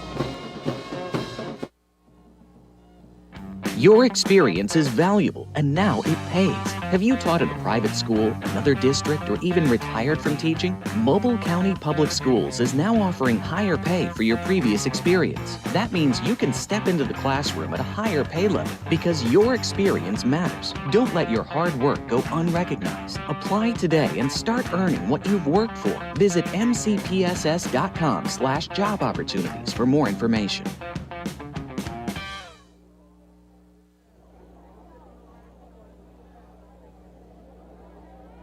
All right, let's check in with Kimberly Dunn. It's time for the Chick-fil-A Halftime Trivia Challenge. Take it away, Kim. Guests with me this week for our Chick-fil-A Halftime Trivia Challenge. We have a cheerleader and a dinosaur. Who would have thought? So can you tell me your names and where you go to school? I'm Harley Heckman, and I go to Citronelle High School. All right, can you tell me your name and where you go to school? I forget where I go to school, but my name is Scarlett. Scarlett, the cutest dinosaur I've ever found. Do you remember your school's name? Is it McDavid Jones, maybe? I think it's Mobile Christian. Oh, okay. That's so cool. Okay. Oh, awesome. Well, are y'all ready to answer our Chick-fil-A trivia question? Yes. All right. Perfect. Here we go. All right, you ready, Scarlett? Are you listening? Okay, put your arms on. You ready now? Yeah. Perfect. All right, here is our question. With an area of nearly 3,800,000 square miles, the United States is the fourth largest country in the world. Among its 50 states, one stands out as the largest by far, covering 665,384 square miles. So which U.S. state is the largest by area? And it's multiple choice, okay? So you can choose one of these. Is it Texas, California, Alaska, or Montana? All right, I'm going to let you talk to your new cheerleader friend and see which one you think it is. Do you think it's Texas, California, Alaska, or Montana?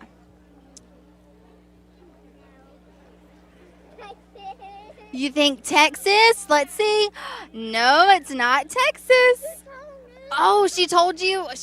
It was a good guess, but it's not Texas. It's one that gets forgotten about sometimes. So our choices again were Texas, California, Alaska, or Montana. Which one's the very farthest north?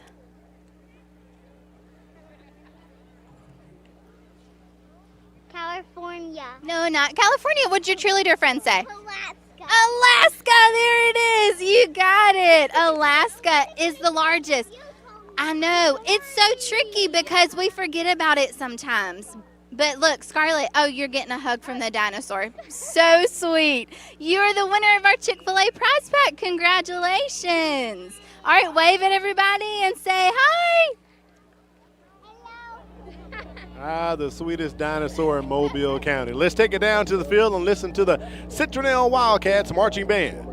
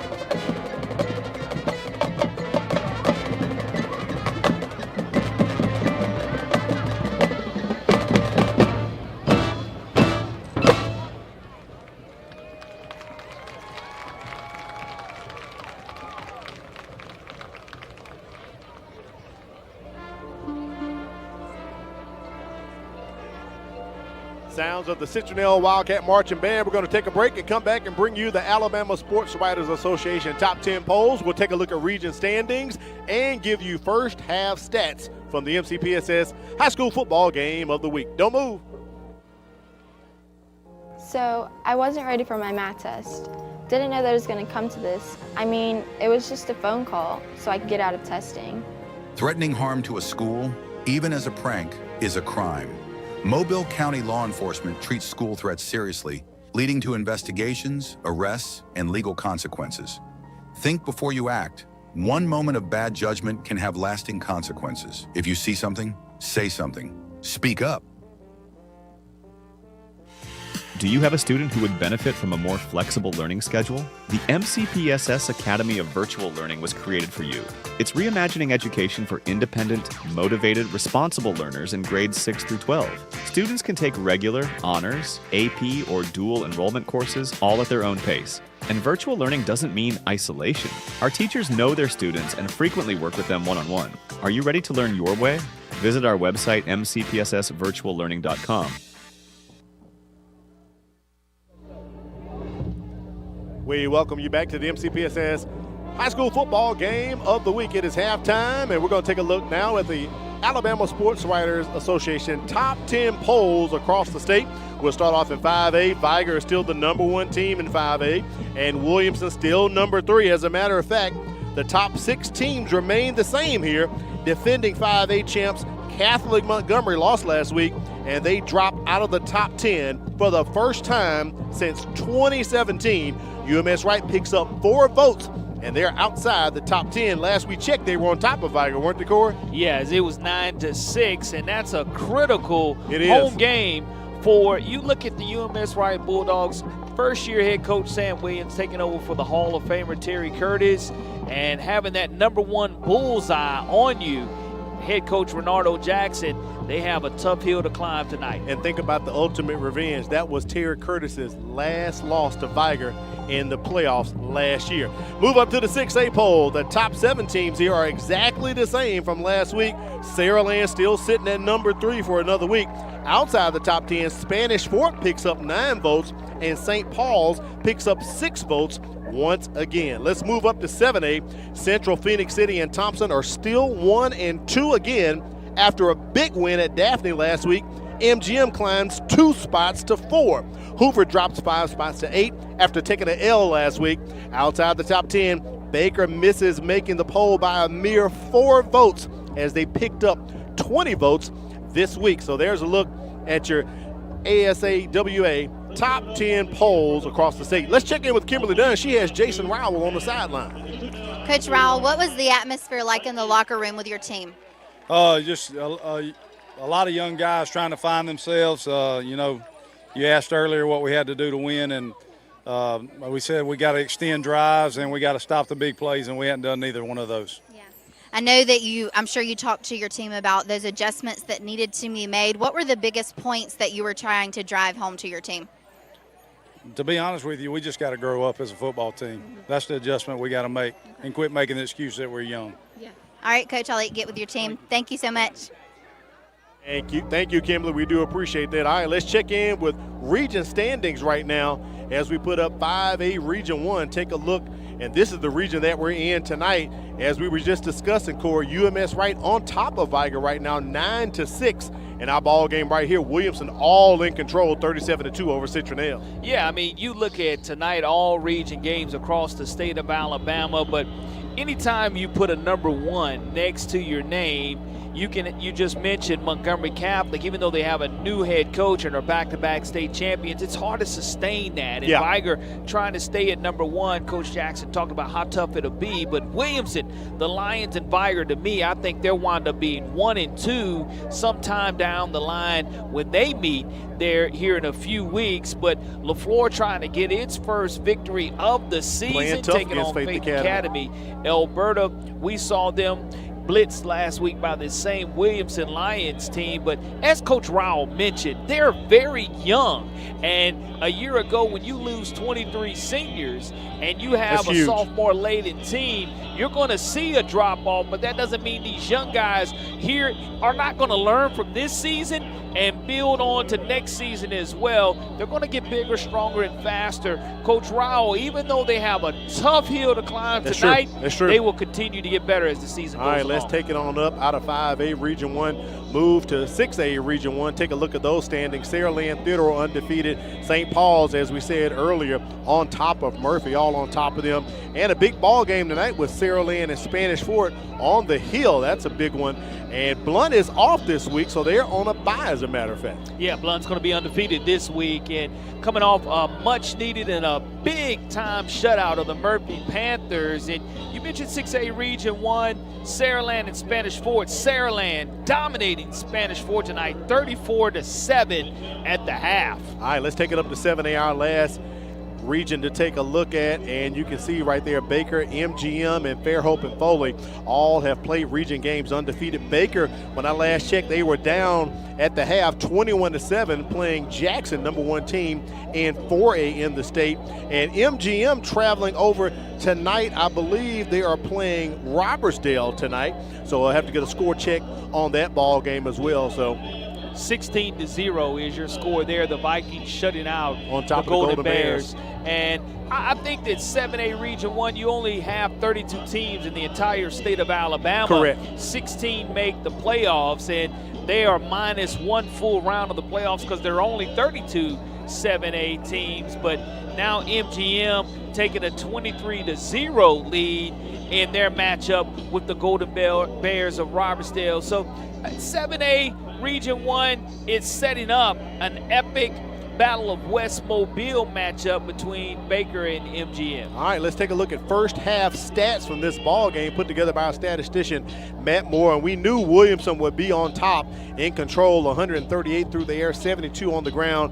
And for Citronelle, not a negative, only 13 rushing yards, 11 passing yards, 1 turnover. That was crucial as Williamson got that interception. But Coach Antonio Coleman is right, 6 penalties for 31 yards. He is not happy about the penalties that Williamson has done tonight. Well, when you look at trying to find things to focus and to harp on, that opening drive for the Williamson Lions had 3 consecutive penalties there. Sure they did. died down for a moment, but the 2 points that Citronelle has was because of the defensive pressure being applied by Cohen White, the 6'1", 230-pound junior defensive end, did a tremendous job dominating at the line of scrimmage. 37-2. I haven't seen a lot of 35-point comebacks, but what you're doing, if you're Jason Rowell, you're taking on Viger next week in Pritchard, 913 Wilson Avenue. So no favors here for Citronelle. You're looking to build upon and find momentum and staying healthy moving into next week's matchup. Getting ready for our second half kickoff. Williamson will be receiving the ball. Back to receive for them, Jermaine McCree and also Jalen Scott will be lined up, along with John Austin back to receive this kickoff. Last parting words from Jason Rowell and his coaching staff to the special teams crew. Let's see if they have something special planned here. Maybe try to steal the possession if they can. Down 35 points here to start the second half. Well, it's a huge deficit, and as you begin to look at what I talked about in the pregame on Corey's checklist, what did Williamson have to do? Williamson had to have turnovers and takeaways, and so far they've been able to block a punt and to come away with the interception as well. Have sound special teams. We haven't seen a lot of missed extra points. Experience deep depth. We'll see that here in the second half as they're returning this special teams kick here to begin the second half. Jermaine McCree picks it up off of the turf, takes it up to the 39-yard line, but we do have a flag on that kick return. Let's see what the penalty will be. Gary Malden, normally a block in the back or a holding there against Williamson, and that's going to be the call, a holding against the Williamson Lions. I talked about what Williamson had to do. Holding on the return team, 10 yards, first down. And for Citronelle, they needed to shorten the game.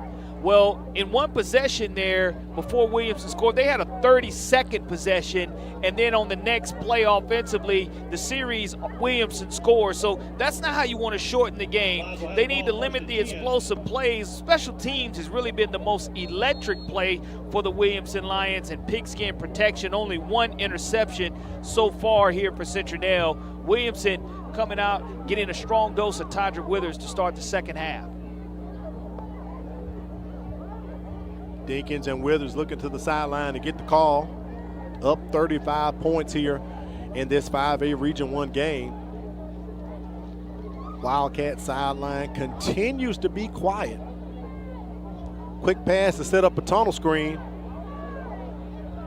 That's going to be a great pickup right there on the pass, yards after catch. Keith Donald Jr. has one score tonight already for the Lions. I'm going to say he picked up about 7 or 8 on that pass. Yardage, and that's what you want to do. Make sure that you go ahead and you complete that, and it's good for an 8-yard completion for Dinkins. And second and short, as you don't have any help, a lot of one-on-one coverage here at the bottom of your screen for Williamson. And if you don't have help over the top, you can get it to one of the burners that Williamson does have. Robert Lucas, number 11 in white. We'll see where Dinkins decides to go with it. Dinkins back to throw, has time, goes over the top, incomplete as he tried to get it to Austin. No flags on the play. So second and short right here. I'm sorry, third and short coming up for the Lions. Well, one of the few incompletions that we have seen, but you're able to do that on second and short, because now it brings up third and 1.5 yards, and you have a big bruising back in Todrick Withers, and this is where Citronelle's momentum has to carry themselves out of the locker room onto the field, finding a way to get a stop. Crowd starting to make some noise. I hear the cowbells.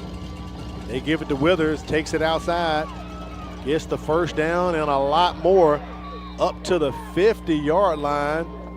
First down and more for the Lions. Big run by Todrick Withers. Yeah, that's your bell cow. That's where you go when you need yardage, and now Williamson going tempo here on this drive, exactly on the 50-yard line.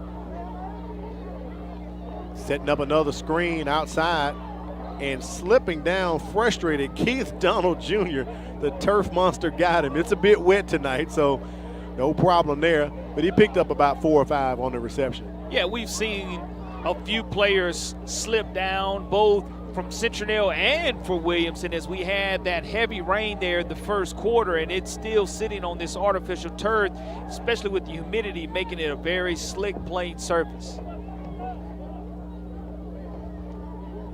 They fake the quick pass and going deep over the top. Beautiful, absolutely beautiful bomb to Jacob Massey. 45-yard strike from Dinkins. That is his 3rd touchdown through the air tonight. Second receiving touchdown for Money Massey on the season, and you could not have asked for a cleaner pocket. Great job of the offensive line protecting the quarterback, catching the wide receiver in stride, and 6 more points on the board for the Williamson Lions. And again, you have perfect throw and a better catch, catching him in stride. Credit the offensive line, the quarterback, and the wide receiver all playing in synchronization, leading to 6 points for the Williamson Lions. Muhammad Nasir now on for his 4th extra point of the night. And Nasir remains perfect. Our score 44-2. Williamson dominating Citronelle.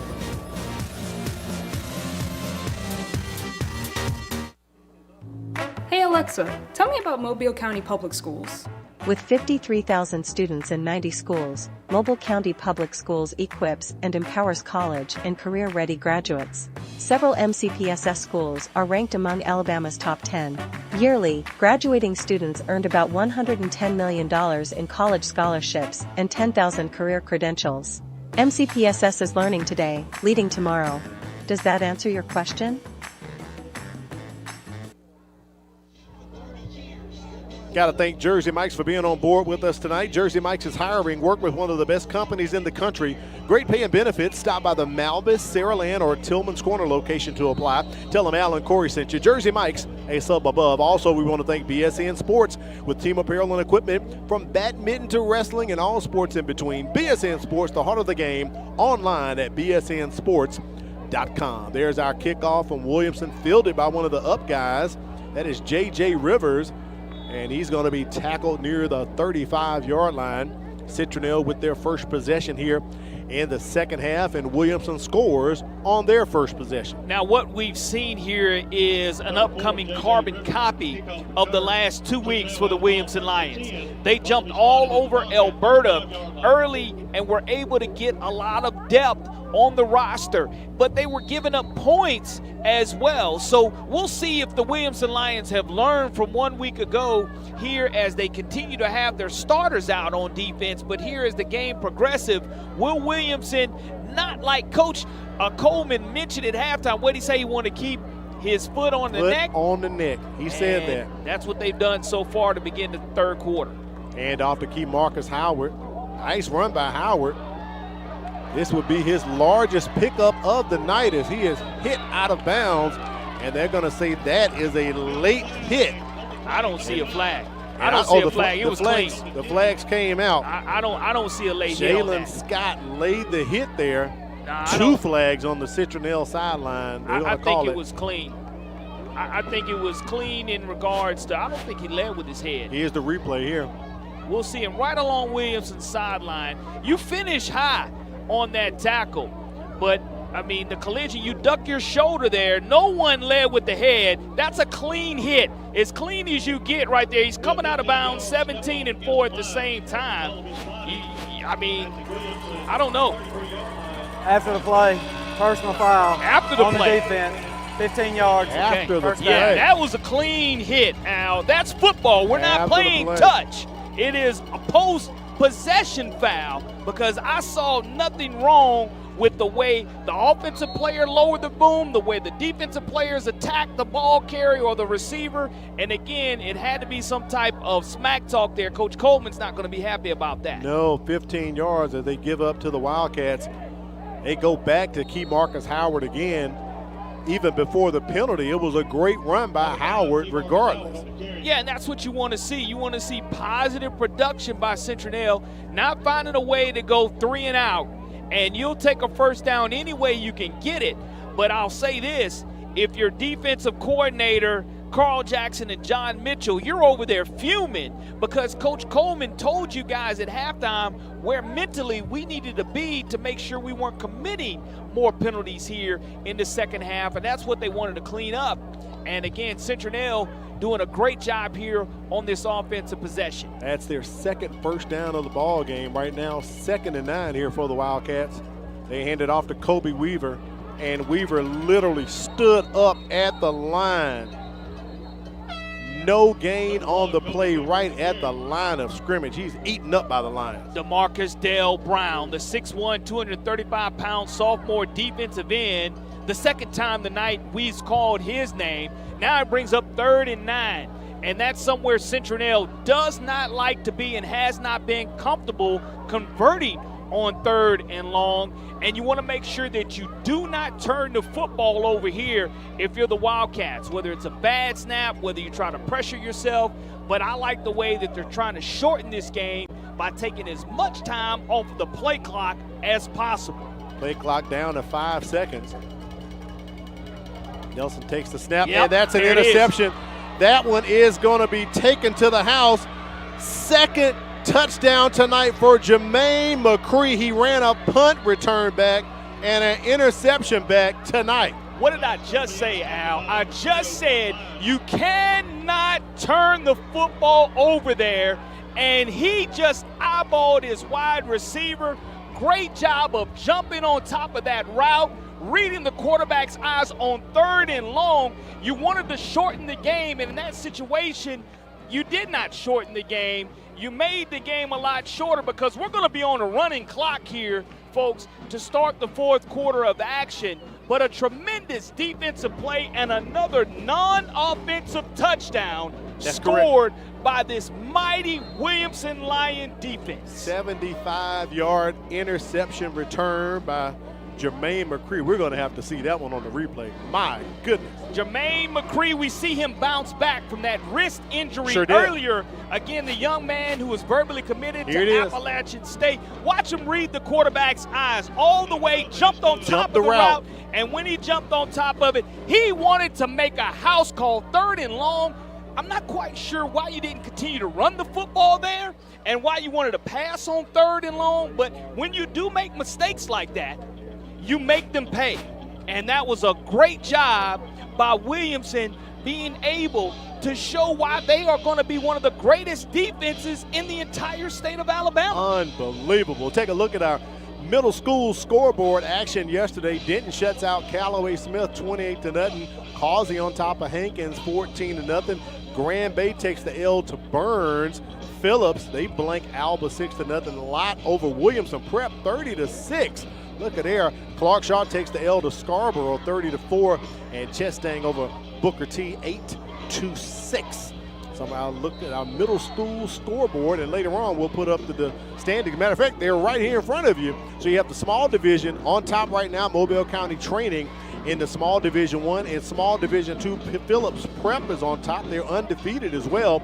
Take it over to the large side. We'll get that back up after the kickoff right here. Kobe Weaver trying to get a hold of the pigskin and does finally.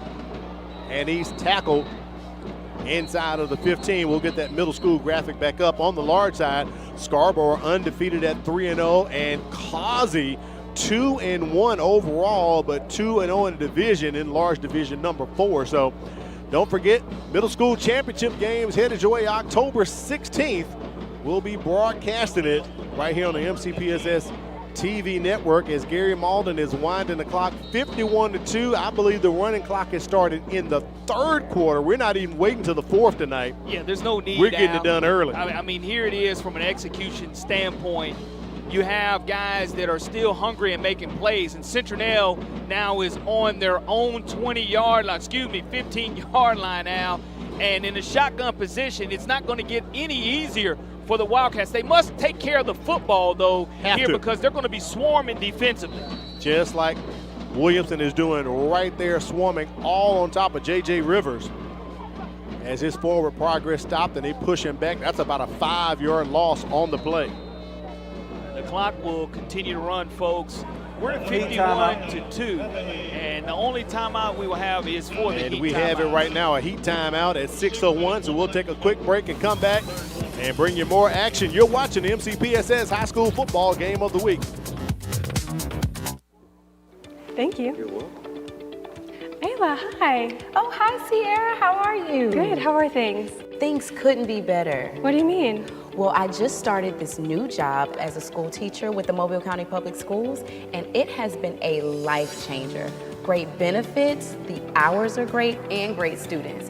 Just overall, it's a great opportunity. Oh, wow, that sounds great. Yeah. I'm going to look into that. You should. For more information, visit mcpss.com/job opportunities.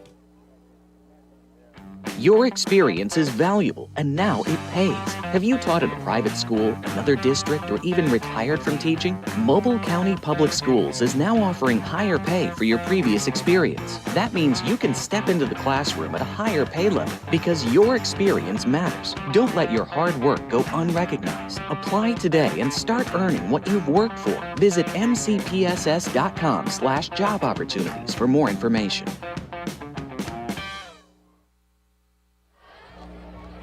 6:01 remaining here in the 3rd quarter. We are on a running clock. Williamson on top 51-2. It's Al Wheaton, Corley Bounty, Kimberly Dunn giving you the action for the MCPSS High School Football Game of the Week. Flags on the play. That's going to be a personal foul against Williamson right there. Yeah, that's definitely, there's your targeting. That's what you're going to have, where earlier on the sidelines, it definitely was not targeting. It was a clean hit. That one is going to cost you 15 in regards to a live ball foul. And may actually fall under unsportsmanlike conduct. We'll see what Gary Malden has to say, but see some heads nodding and shaking right there. And I'm just glad he didn't catch that football, because if he would have been tattooed in that situation. But again, you're looking forward, Citronelle. You'll see here at the end of this play when we bring it back, anytime you don't look up, Malden here on the replay, yeah, he leaned in. He did lean in here, and you got to leave that. He was not going to catch it, but he definitely led, not with the shoulder. And I know we don't have cameras on that far side, but you can definitely tell with the intent, and the officials definitely threw the flag. Against Williamson, and a dead ball, unsportsmanlike against Williamson. During the play, personal foul, targeting on the defense. That's 15 yards. After the play, unsportsmanlike on the defense, 15 yards, first down. Oh my goodness, 2 15-yarders. That gives Citronelle 30 yards right there off a penalty, so picking up their 3rd first down off of that penalty. And I'm pretty sure Antonio Coleman's 38 hot about that. He's up 51 too, but he has got to be hot about that. There's no need for that at all. Furious, but if you're Citronelle, you got to capitalize and keep the sticks and the clock moving. Marcus Howard runs it up the middle. You can just see the lumber being laid as on this hit right here. Look at the finish on this hit right here. Bang! And just going 3 yards backwards. That is knocking an almost 200-pound running back 3 yards backwards off of a clean hit. Citronelle continuing to go downhill and attack. I love their Wildcat mentality here of not quitting, continuing to take care of the pigskin and attacking this line defense. 2nd and 6, ball on the 44. They toss it out to Marcus Howard, and he is wrapped up. Jamarcus led Edmond back-to-back tackles for the young man, who has a touchdown and 2 two-point conversions tonight. He's going to have 5 tackles for loss on the season, and Howard comes up a little bit ginger on that play as he's holding his wrist or his fingers. But what it does bring up is 3rd down and 8 yards to go. Now, the last time we saw 3rd and 9, Citronelle decided to go ahead and throw the football. I would not throw the football on this pass, right, on this possession right here. I want the clock to continue to run, and I want to be able to flip the field with my punter. 3rd and 8 here, play clock under 5 seconds. Delayed draw and smack dab and wrapped up Ellis McGaskin. That's why that kid is one of the most highly recruited in the country and committed to Notre Dame. Yeah, he hit the hole and wrapped up He's quick. a 4-star athlete for the Williamson Lions, verbally committed to Notre Dame, but fundamentally sound. Textbook, put it in the tackle textbook, because he did it in a way in which is legal, and you can see why he will be taking his talents to Notre Dame next season, as he's only a junior. And again, verbally committed to Notre Dame, heading out to the Notre Dame Texas A&M game tomorrow with a highlight film to go along with it. Flags on the play from that punt. McCree's going to field it at about his own 27 and just slides down at the 30. Tackle made by number 2, Braylon Williams. Fielding flag on the play. Flag near the line of scrimmage. Personal foul against Williamson. Yeah, I'm not sure if it was, again, running or roughing the kicker in that situation, because the kick was not blocked or tipped. Personal foul, roughing the snapper on the defense, 15 yards, automatic first down. That's an auto first down, and that's another frustration point for Coach Coleman right there. Not the kicker, but the snapper, as, again, he's covered up. You cannot make contact for safety purposes with the snapper there. But here we are getting ready to call a timeout for Williamson, and that's an easy call. Great job in the truck running that one back, being able to see that penalty call as, again, the snapper, the center. That explains exactly why that flag is right near the line of scrimmage right there, blowing up the snapper. You cannot do that on special team. Let's take a look at some guys who received some awards recently this week. Corey, you had another visit with the fine folks over there at the Crichton Optimist Club, and I think we have some award winners. And who is that guy? That guy's still out of eligibility. This LeBounty guy. He's showing up in all the pictures. Yeah, you look at being the MC, having an opportunity every week to acknowledge all the great players in the Mobile area. But defensive lineman from Theodore, Braden Eli with the Power T on his shirt there. And right next to him, Dylan Jackson from Viger High School receiving an award, along with one more from Blunt's Tristan Harden Roberts there on the far right in the purple with the big win over Murphy. Dylan Jackson having 35 yards per catch and 2 touchdowns a week ago against LaFleur. And again, Theodore continued to do great things. So congratulations to all those MCPSS student athletes each and every week that have an opportunity to win an award at the Crichton Optimist Club. Now, Corey, I'd be remiss. Was that a Tootle Boy sighting I saw in that picture? It is. I thought that was one of them Tootle Boys. It is. So it's 1st and 10 here for the Wildcats from the 46 after the penalty from Williamson gives them another shot. What you start to see here is the clock continuing to run. Citronelle wanted to use as much time as possible on this running clock to go ahead and just, again, try to find some positive momentum moving in to next week's contest against Viger. Now, for Williamson, your focus shifts to BC Rain. Correct. That's where they'll be taking on BC Rain at home in the jungle.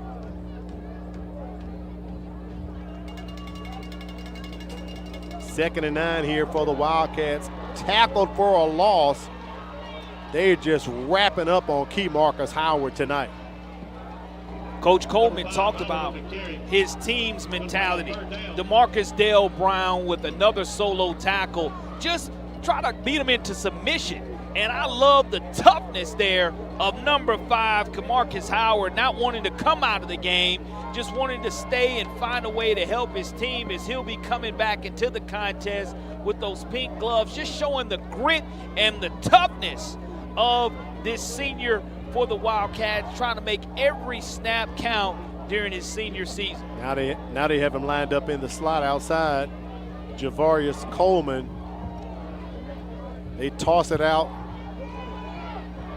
to Coleman, who picks up a couple. Just told by my executive producer that the Williamson and Rain ball game has been moved to Ladd Stadium next week, Corey. And that just means you know what type of crowd is expected, one that will surpass the 8,000 mark, because BC Rain has not gotten off to a bad start. Always want to wish Coach Yeldon, Lawrence Yeldon, the head coach, he is the dean of Mobile County coaches now.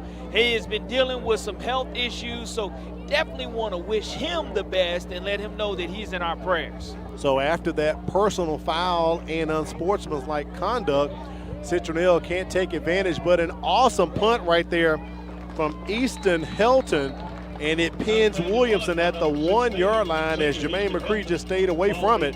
They couldn't capitalize on the points, but they definitely got a great punt right there from Helton, and the clock is going to tick on down. Well, actually, they stopped it. I'm surprised. I thought it would have ran out to the fourth quarter. We could have loaded up our Game of the Week brain buster, but we'll have to wait here for Williamson to come out. I guess they had to let the chain gang go down the other side of the field, Corey. Listen, that's probably what it was. What you've done here is allow this Williamson offensive line to learn from his mistake earlier. When we saw them deep in their own territory last time, we saw Dinkins get called for intentional grounding, and there being a holding there in the end zone, which basically led to a safety. But now, when you let the clock get ready to it's marked ready for play now. This will be the last play here of the third quarter. They had to get the chain gang in place. That's what it was after the change of possession on the punt. So they will start the clock, and we will get going here.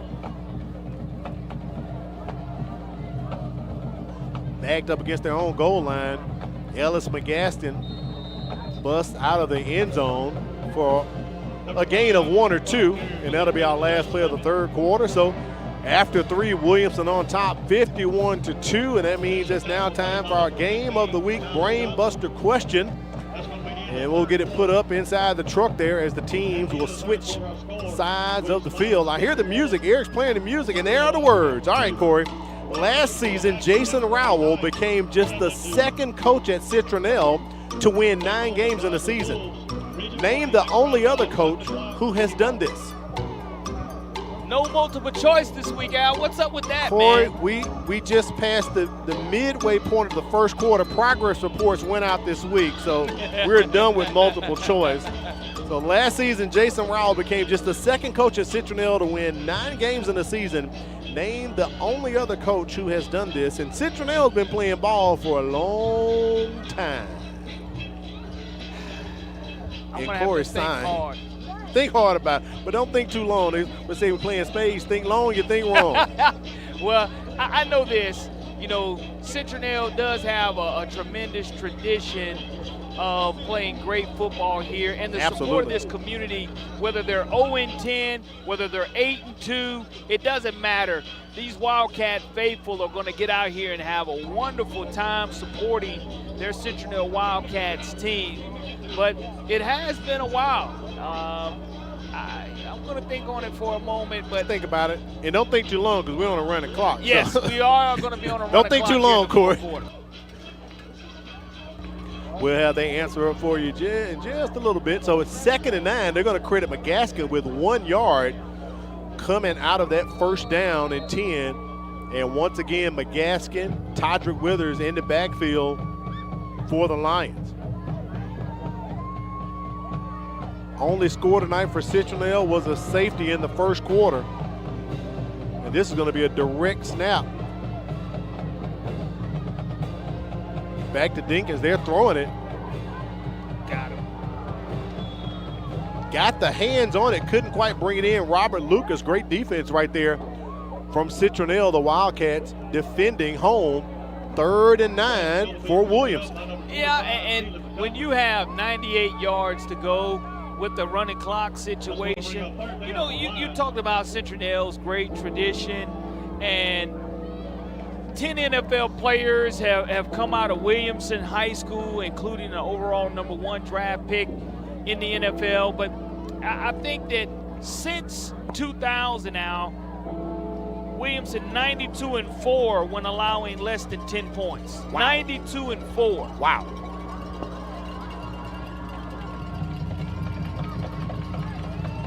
Hand off to Jamarcus Led-Edmond. He gets the pressure off of the Lions there, gets up to about the 8 or the 9. Withers, he is the punter for the Williamson Lions. He is. He wants him to go, but again, just make sure here, if you're Citronelle, you find a way to get pressure on Withers. And I don't know if they're going to, they have plenty of time on the play clock here to signal this call in and to make the decision on whether they want to go or whether they want to punt this ball away. And with they're a quick setting kick. up to go for it. 4th and 2 on their own 9-yard line. Of course, confidence in the Williamson defense. Withers basically begging for the ball. They go with Ellis McGaskin, and he is wrapped up and tackled for a loss at the 1 or 2 yard line. That was 4th down, Corey. So a critical decision right there made by Williamson to go for it as McGaskin tackled for a loss. Phenomenal job Wow. of pursuit. You look at 19 and 99 in the backfield for Citronelle, and they gave their playmaker the ball, saying, hey, we believe in our own defense. Citronelle, 2 yards to get their first touchdown of the contest. It looked like Withers was begging to the sideline, give me the ball, as he was pleading, but they went with McGaskin on the little counter. So here it is, 1st and goal on the 2 yard line. Hand out to Javaris Coleman, and boy, look at the Lions blow it up. That's about a 5-yard loss right there. And Ellis McGaskin quickly in the backfield, blowing that play up. And that just goes to show the type of confidence that Antonio Coleman, defensive coordinator Carl Jackson, and John Mitchell have within their defense. Again, this is, if not the best, one of the best defenses in the entire state of Alabama, only giving up 4.5 points per game. 9 minutes left on the clock here in the shotgun. They're going to have to earn all these yards. 2nd and goal from the 6.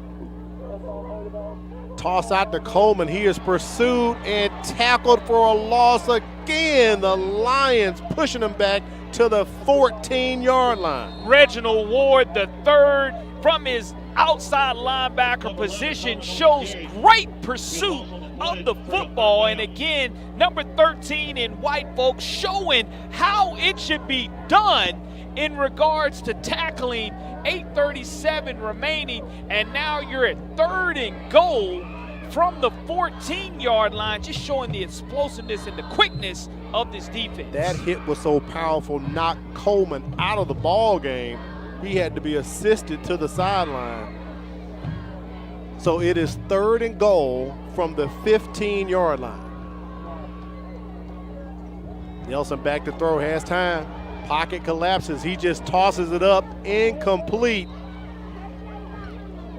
Brings up 4th down, intended for Curvin Noed. Will we see Easton Helton on just for a confidence booster? And Helton runs out on the field. He's going to attempt a field goal to get some points on the board here for the Wildcats. Great job by Nelson Chastain.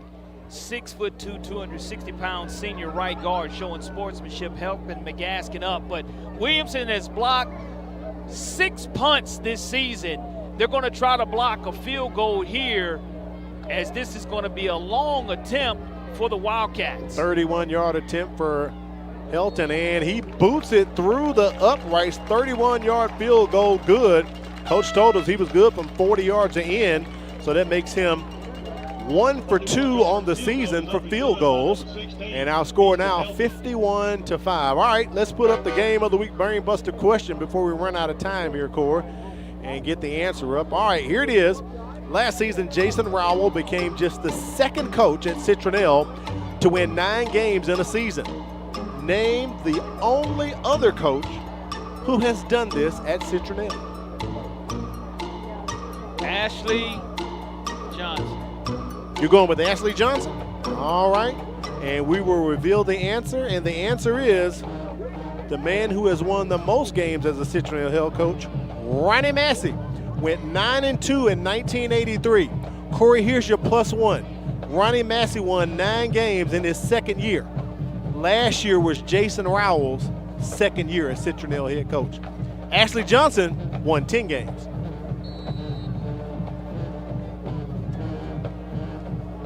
Corey, that was a great guess. That was a great guess, Corey. Great guess. Kickoff. Williamson back and taking it on the move once again. Run back by Jalen Scott. And Scott brings it up close to the 50-yard line. Great return by the Lions. And as you talked about Citronelle not giving up and fighting, Williamson continuing to show, Corey, what they're made of. And now you look at your defensive and offensive depth if you're the Williamson Lions. You go ahead and you want to go and keep your quarterback clean, Alvin Dinkins. He comes back out there along with Todrick Withers. And again, I love the fact that you're letting these young men play, because for 4 quarters, that is, even though regardless of the score, you need them to get in work too, because they work just as hard, and that's going to be a timeout Citronelle. Timeout called by Citronelle at 6:40. We'll take a quick break and come back, bring you more action. You're watching Williamson and Citronelle for the MCPSS High School Football Game of the Week. At Genuine Bling, discover stunning fashion jewelry that turns heads for just $5. That's right, $5. From bold statement pieces to everyday sparkle, we've got the bling. So why wait? Treat yourself, your friends, or your entire wardrobe. Fashion fun for just $5. And don't miss the Bling Live. Join Charmaine Watson on Facebook, Sunday, Monday, Tuesday, and Thursday at 7 p.m. for exclusive pieces, styles, tips, and surprise deals. Genuine Bling, where fashion only costs $5. Even got the babies out here at Memorial Stadium watching the Wildcats tonight. Future Wildcat there in the stands. Yeah. She's just happy, because, you know, she's like, you know, hey, I'm glad to be up at 9 o'clock, you know, past my bedtime.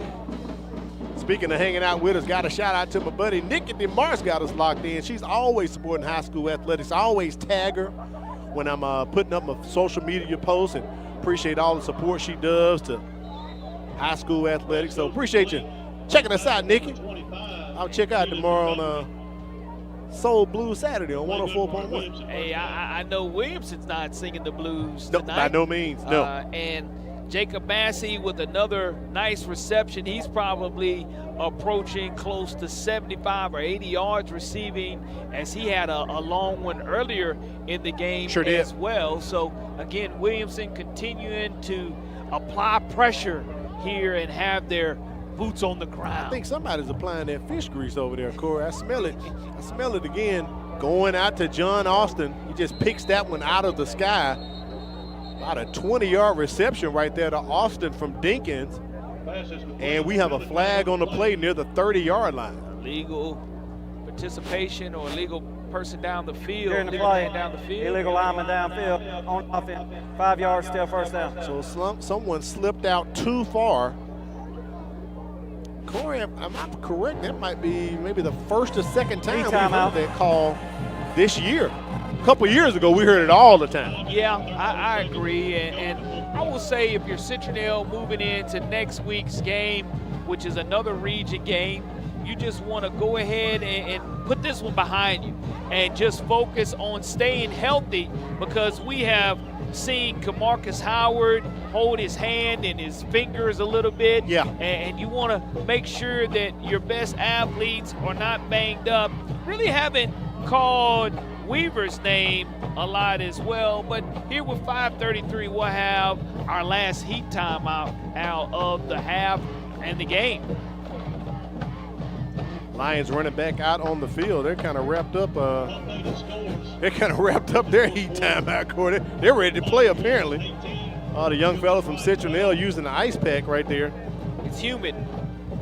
It is quite humid. I will say I'm going to have to talk with Kimberly Dunn about her BSN weather forecast, because after that rain, we had a Jerry curl alert that took effect, and the humidity came back, and all of my papers are dripping, my S-curl activator's dripping, Matt Moore's dripping in sweat. You know, it's something else. Todrick Withers with the carry takes the first down marker out and a few more yards after that, close to the 15-yard line. Big run by Todrick Withers. Williamson up 51-5 and continuing to put the foot on the neck like Coach Coleman said to do. Withers wearing them down, and I talked about his wiggle room earlier. He gets stronger as the game goes around. I call him a smaller version of Derrick Henry, being able to apply the stiff arm and showing his upper body strength. But number one, and now you're looking at a backup for Williamson, Nathaniel Mitchell, getting a chance to have fresh legs, and he's going to get 6 for the Williamson Lions. The 5'9", 150-pound freshman finds pay dirt, and he has his second rushing touchdown of the season. Nathaniel Mitchell hits pay dirt, and they are spreading it around, Corey. So let's see. Mitchell has a touchdown. Then Edmond has a touchdown. Dinkins has 3 he's thrown for. We know that Keith Donald Jr. scored 1. McCree scored 2. Withers scored 1 as well. And Viger coming back on UMS right. Look at there, checking out the score stream. 24-12, the number 1 team in the state is definitely showing it. And Nasir's extra point, no good. Our score 57-5 as Williamson continues to trounce the Wildcats. Mobile County Public Schools' Signature Academy program is here to help those students who want to jumpstart their career right out of high school. With more than 100 specialized courses ranging from engineering, computer networking, nursing, welding, and more, we prepare students for college and career readiness. To learn more, log on to MCPSS.com. Mobile County Public Schools' Signature Academy program, preparing students for life.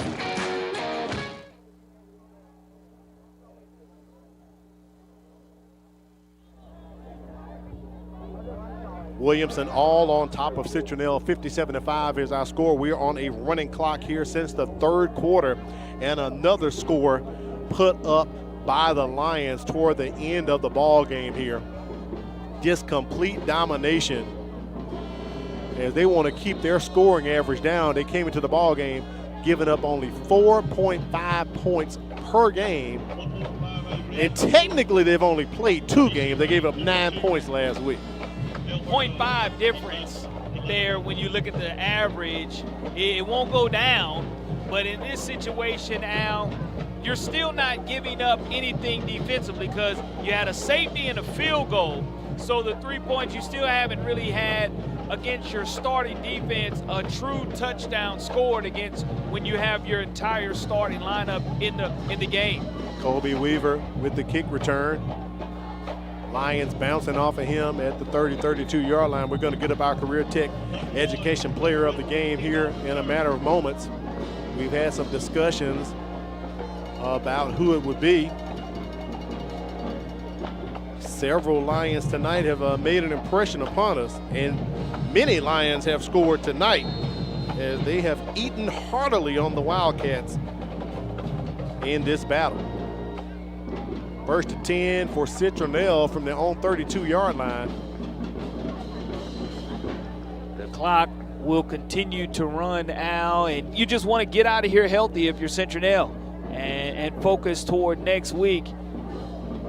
Run up the middle for the Wildcats, fumble, and one of the Wildcats linemen jumps on top of it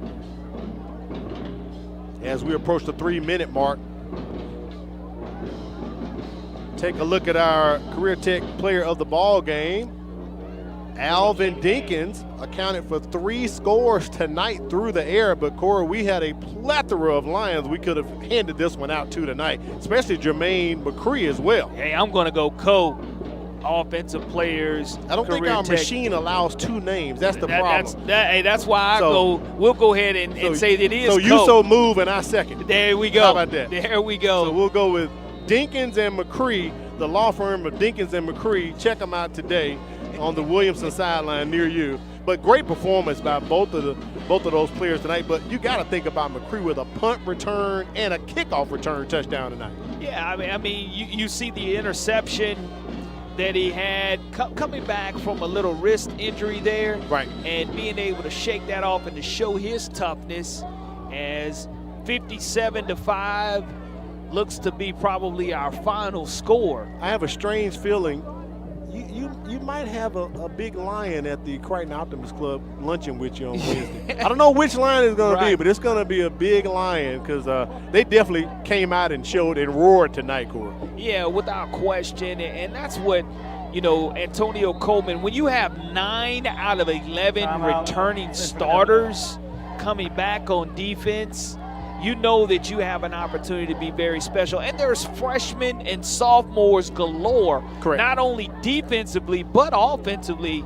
And the same thing for Citronelle and Coach Rao, because he graduated, I think, over 23 seniors a year ago. Sure did. And this is a young squad that this time next year, they're going to be able to turn the page and have learned from games like this, because this is the measuring stick to me right now for 5A football so far, the way that Williamson has played 3 games. The first game, you had Booker T. Washington out of Florida, didn't want any of the Williamson Lions and bought out a forfeit on that contract. Bought out the forfeit, sure did. And now they didn't even have a week 0 game, so they had to take it out on Wayne County. And then you jump right into Alberta, and now you're looking at Citronelle, a tough foe, and then you jump in and play BC Reign. We know what that matchup's going to look like at Ladd Peebles Stadium with all kind of fans coming into that one to see that show.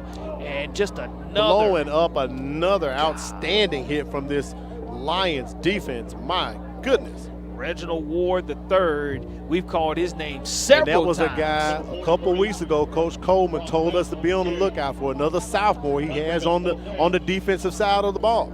4th down, so Citronelle will have to punt over to Williamson, but Coach Coleman talked about it. And at the end of the game, if Kimberly's able to grab him, he talked about putting that foot to the throat of the opponent.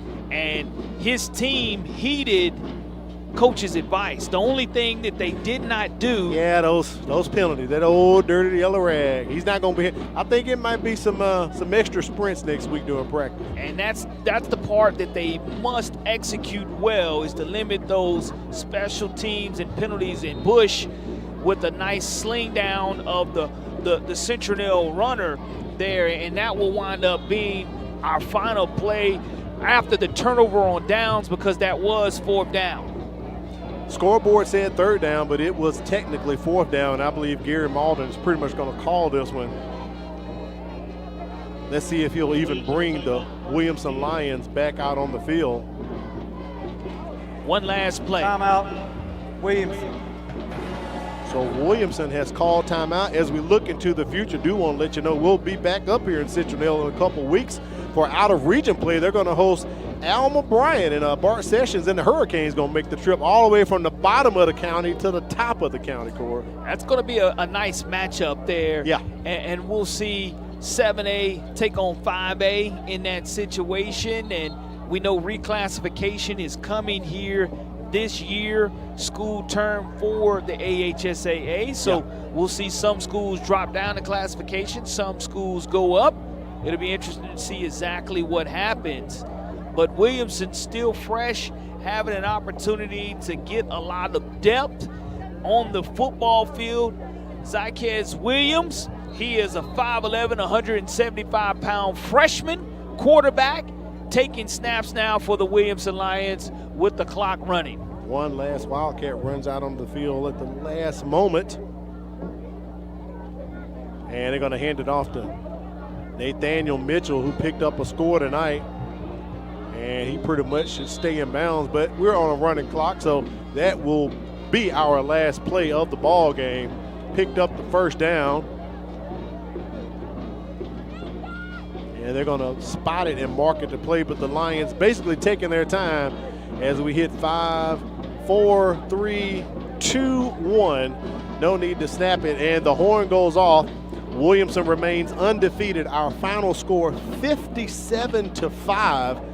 A complete domination tonight of Citronelle, Corey. Absolutely. You saw them come out and score on their opening drive, and you saw the ability there for Citronelle to be able to be good defensively to get their first 2 points on the board. Right. Williamson was able to respond from that, and because of it, they were able to dominate from that point moving forward, with the exception of the penalties that I know Coach Coleman will harp on. But folks, I will say this, you cannot take away from what Williamson has been able to accomplish through 3 games defensively so far, giving up 0 to Wayne County, 9 to Alberta, and then 5 tonight. It has just been defensive dominance, as you expect, from having 9 out of 11 starters return defensively. Let's take a look at the final statistics from this ball game tonight, and it definitely tells the story. 324 total yards, -1 rushing yard for the Citronelle Wildcats, so that gives them a 10-yard total. Last week, Murphy was -90 total yards. This one is going to stand out, and I think that's where the extra sprints are coming in. 12 penalties for 106 yards against Williamson. Yeah, Williamson was able to do everything they wanted to accomplish tonight. They were able to have turnovers and takeaways. They were able to have sound special teams, and they were also able to get some deep depth, as you see their young freshman running back come in and score late for the Williamson Lions, so that was huge as well. But one thing to keep in mind, you cannot have 12 penalties against a more seasoned team. I'm not talking down to Citronelle, but Coach Coleman knows it. You can't play good football against a really good quality team and have 12 penalties for 106 yards. Yeah, those that are the things. Happen. Those are the things that you definitely want to check on and look at and show and pop on the tape. But it's a great win for Williamson, coming up Highway 45 and coming away with a huge region win. All right, let's check in with Kimberly Dunn. She's with winning coach Antonio Coleman. Coach Coleman, congratulations on the win. I know this was a big region win for you and your team. What does this moment feel like? It's just another game off the list. You know, 1 week at a time, we want to go 1-0 every week. My kids came out, they played hard. They had a great week of practice. And they came out, you know, and they showed, you know, they played their tails off. Yeah, they absolutely did. And at halftime, you said that you wanted them to put their foot on the other team's throats. Do you feel like they were able to do that and really finish the game strong? Most definitely. We were able to get a couple of interceptions for touchdowns, special team touchdown. You have some guys that had great games and, you know, also able to get a couple of young guys in. So that's always big. It'll help us down the road. Absolutely. But it's a complete team win, you know, from the coaches to the players. Even our fans came out. So we're just appreciative. We're grateful. We'll enjoy this one tonight. We're back at it tomorrow. Absolutely, Coach. I'll let you go celebrate with your team. Thank you. Thank you so much. All right, Kimberly, we do appreciate that. Coach Coleman gets the win. Next week, we're headed out to Sims. It's time to cover 7A football as Foley comes over from across the bay to take on the Vikings. All right, that's going to wrap it up for us. For Kimberly Dunn, our statistician, Matt Moore, Corley Bounty, I'm Al Wheaton. Williamson absolutely dominates tonight, 57-5 to pick up a region win. Have yourself a great weekend, and we appreciate you tuning in. Thanks so much.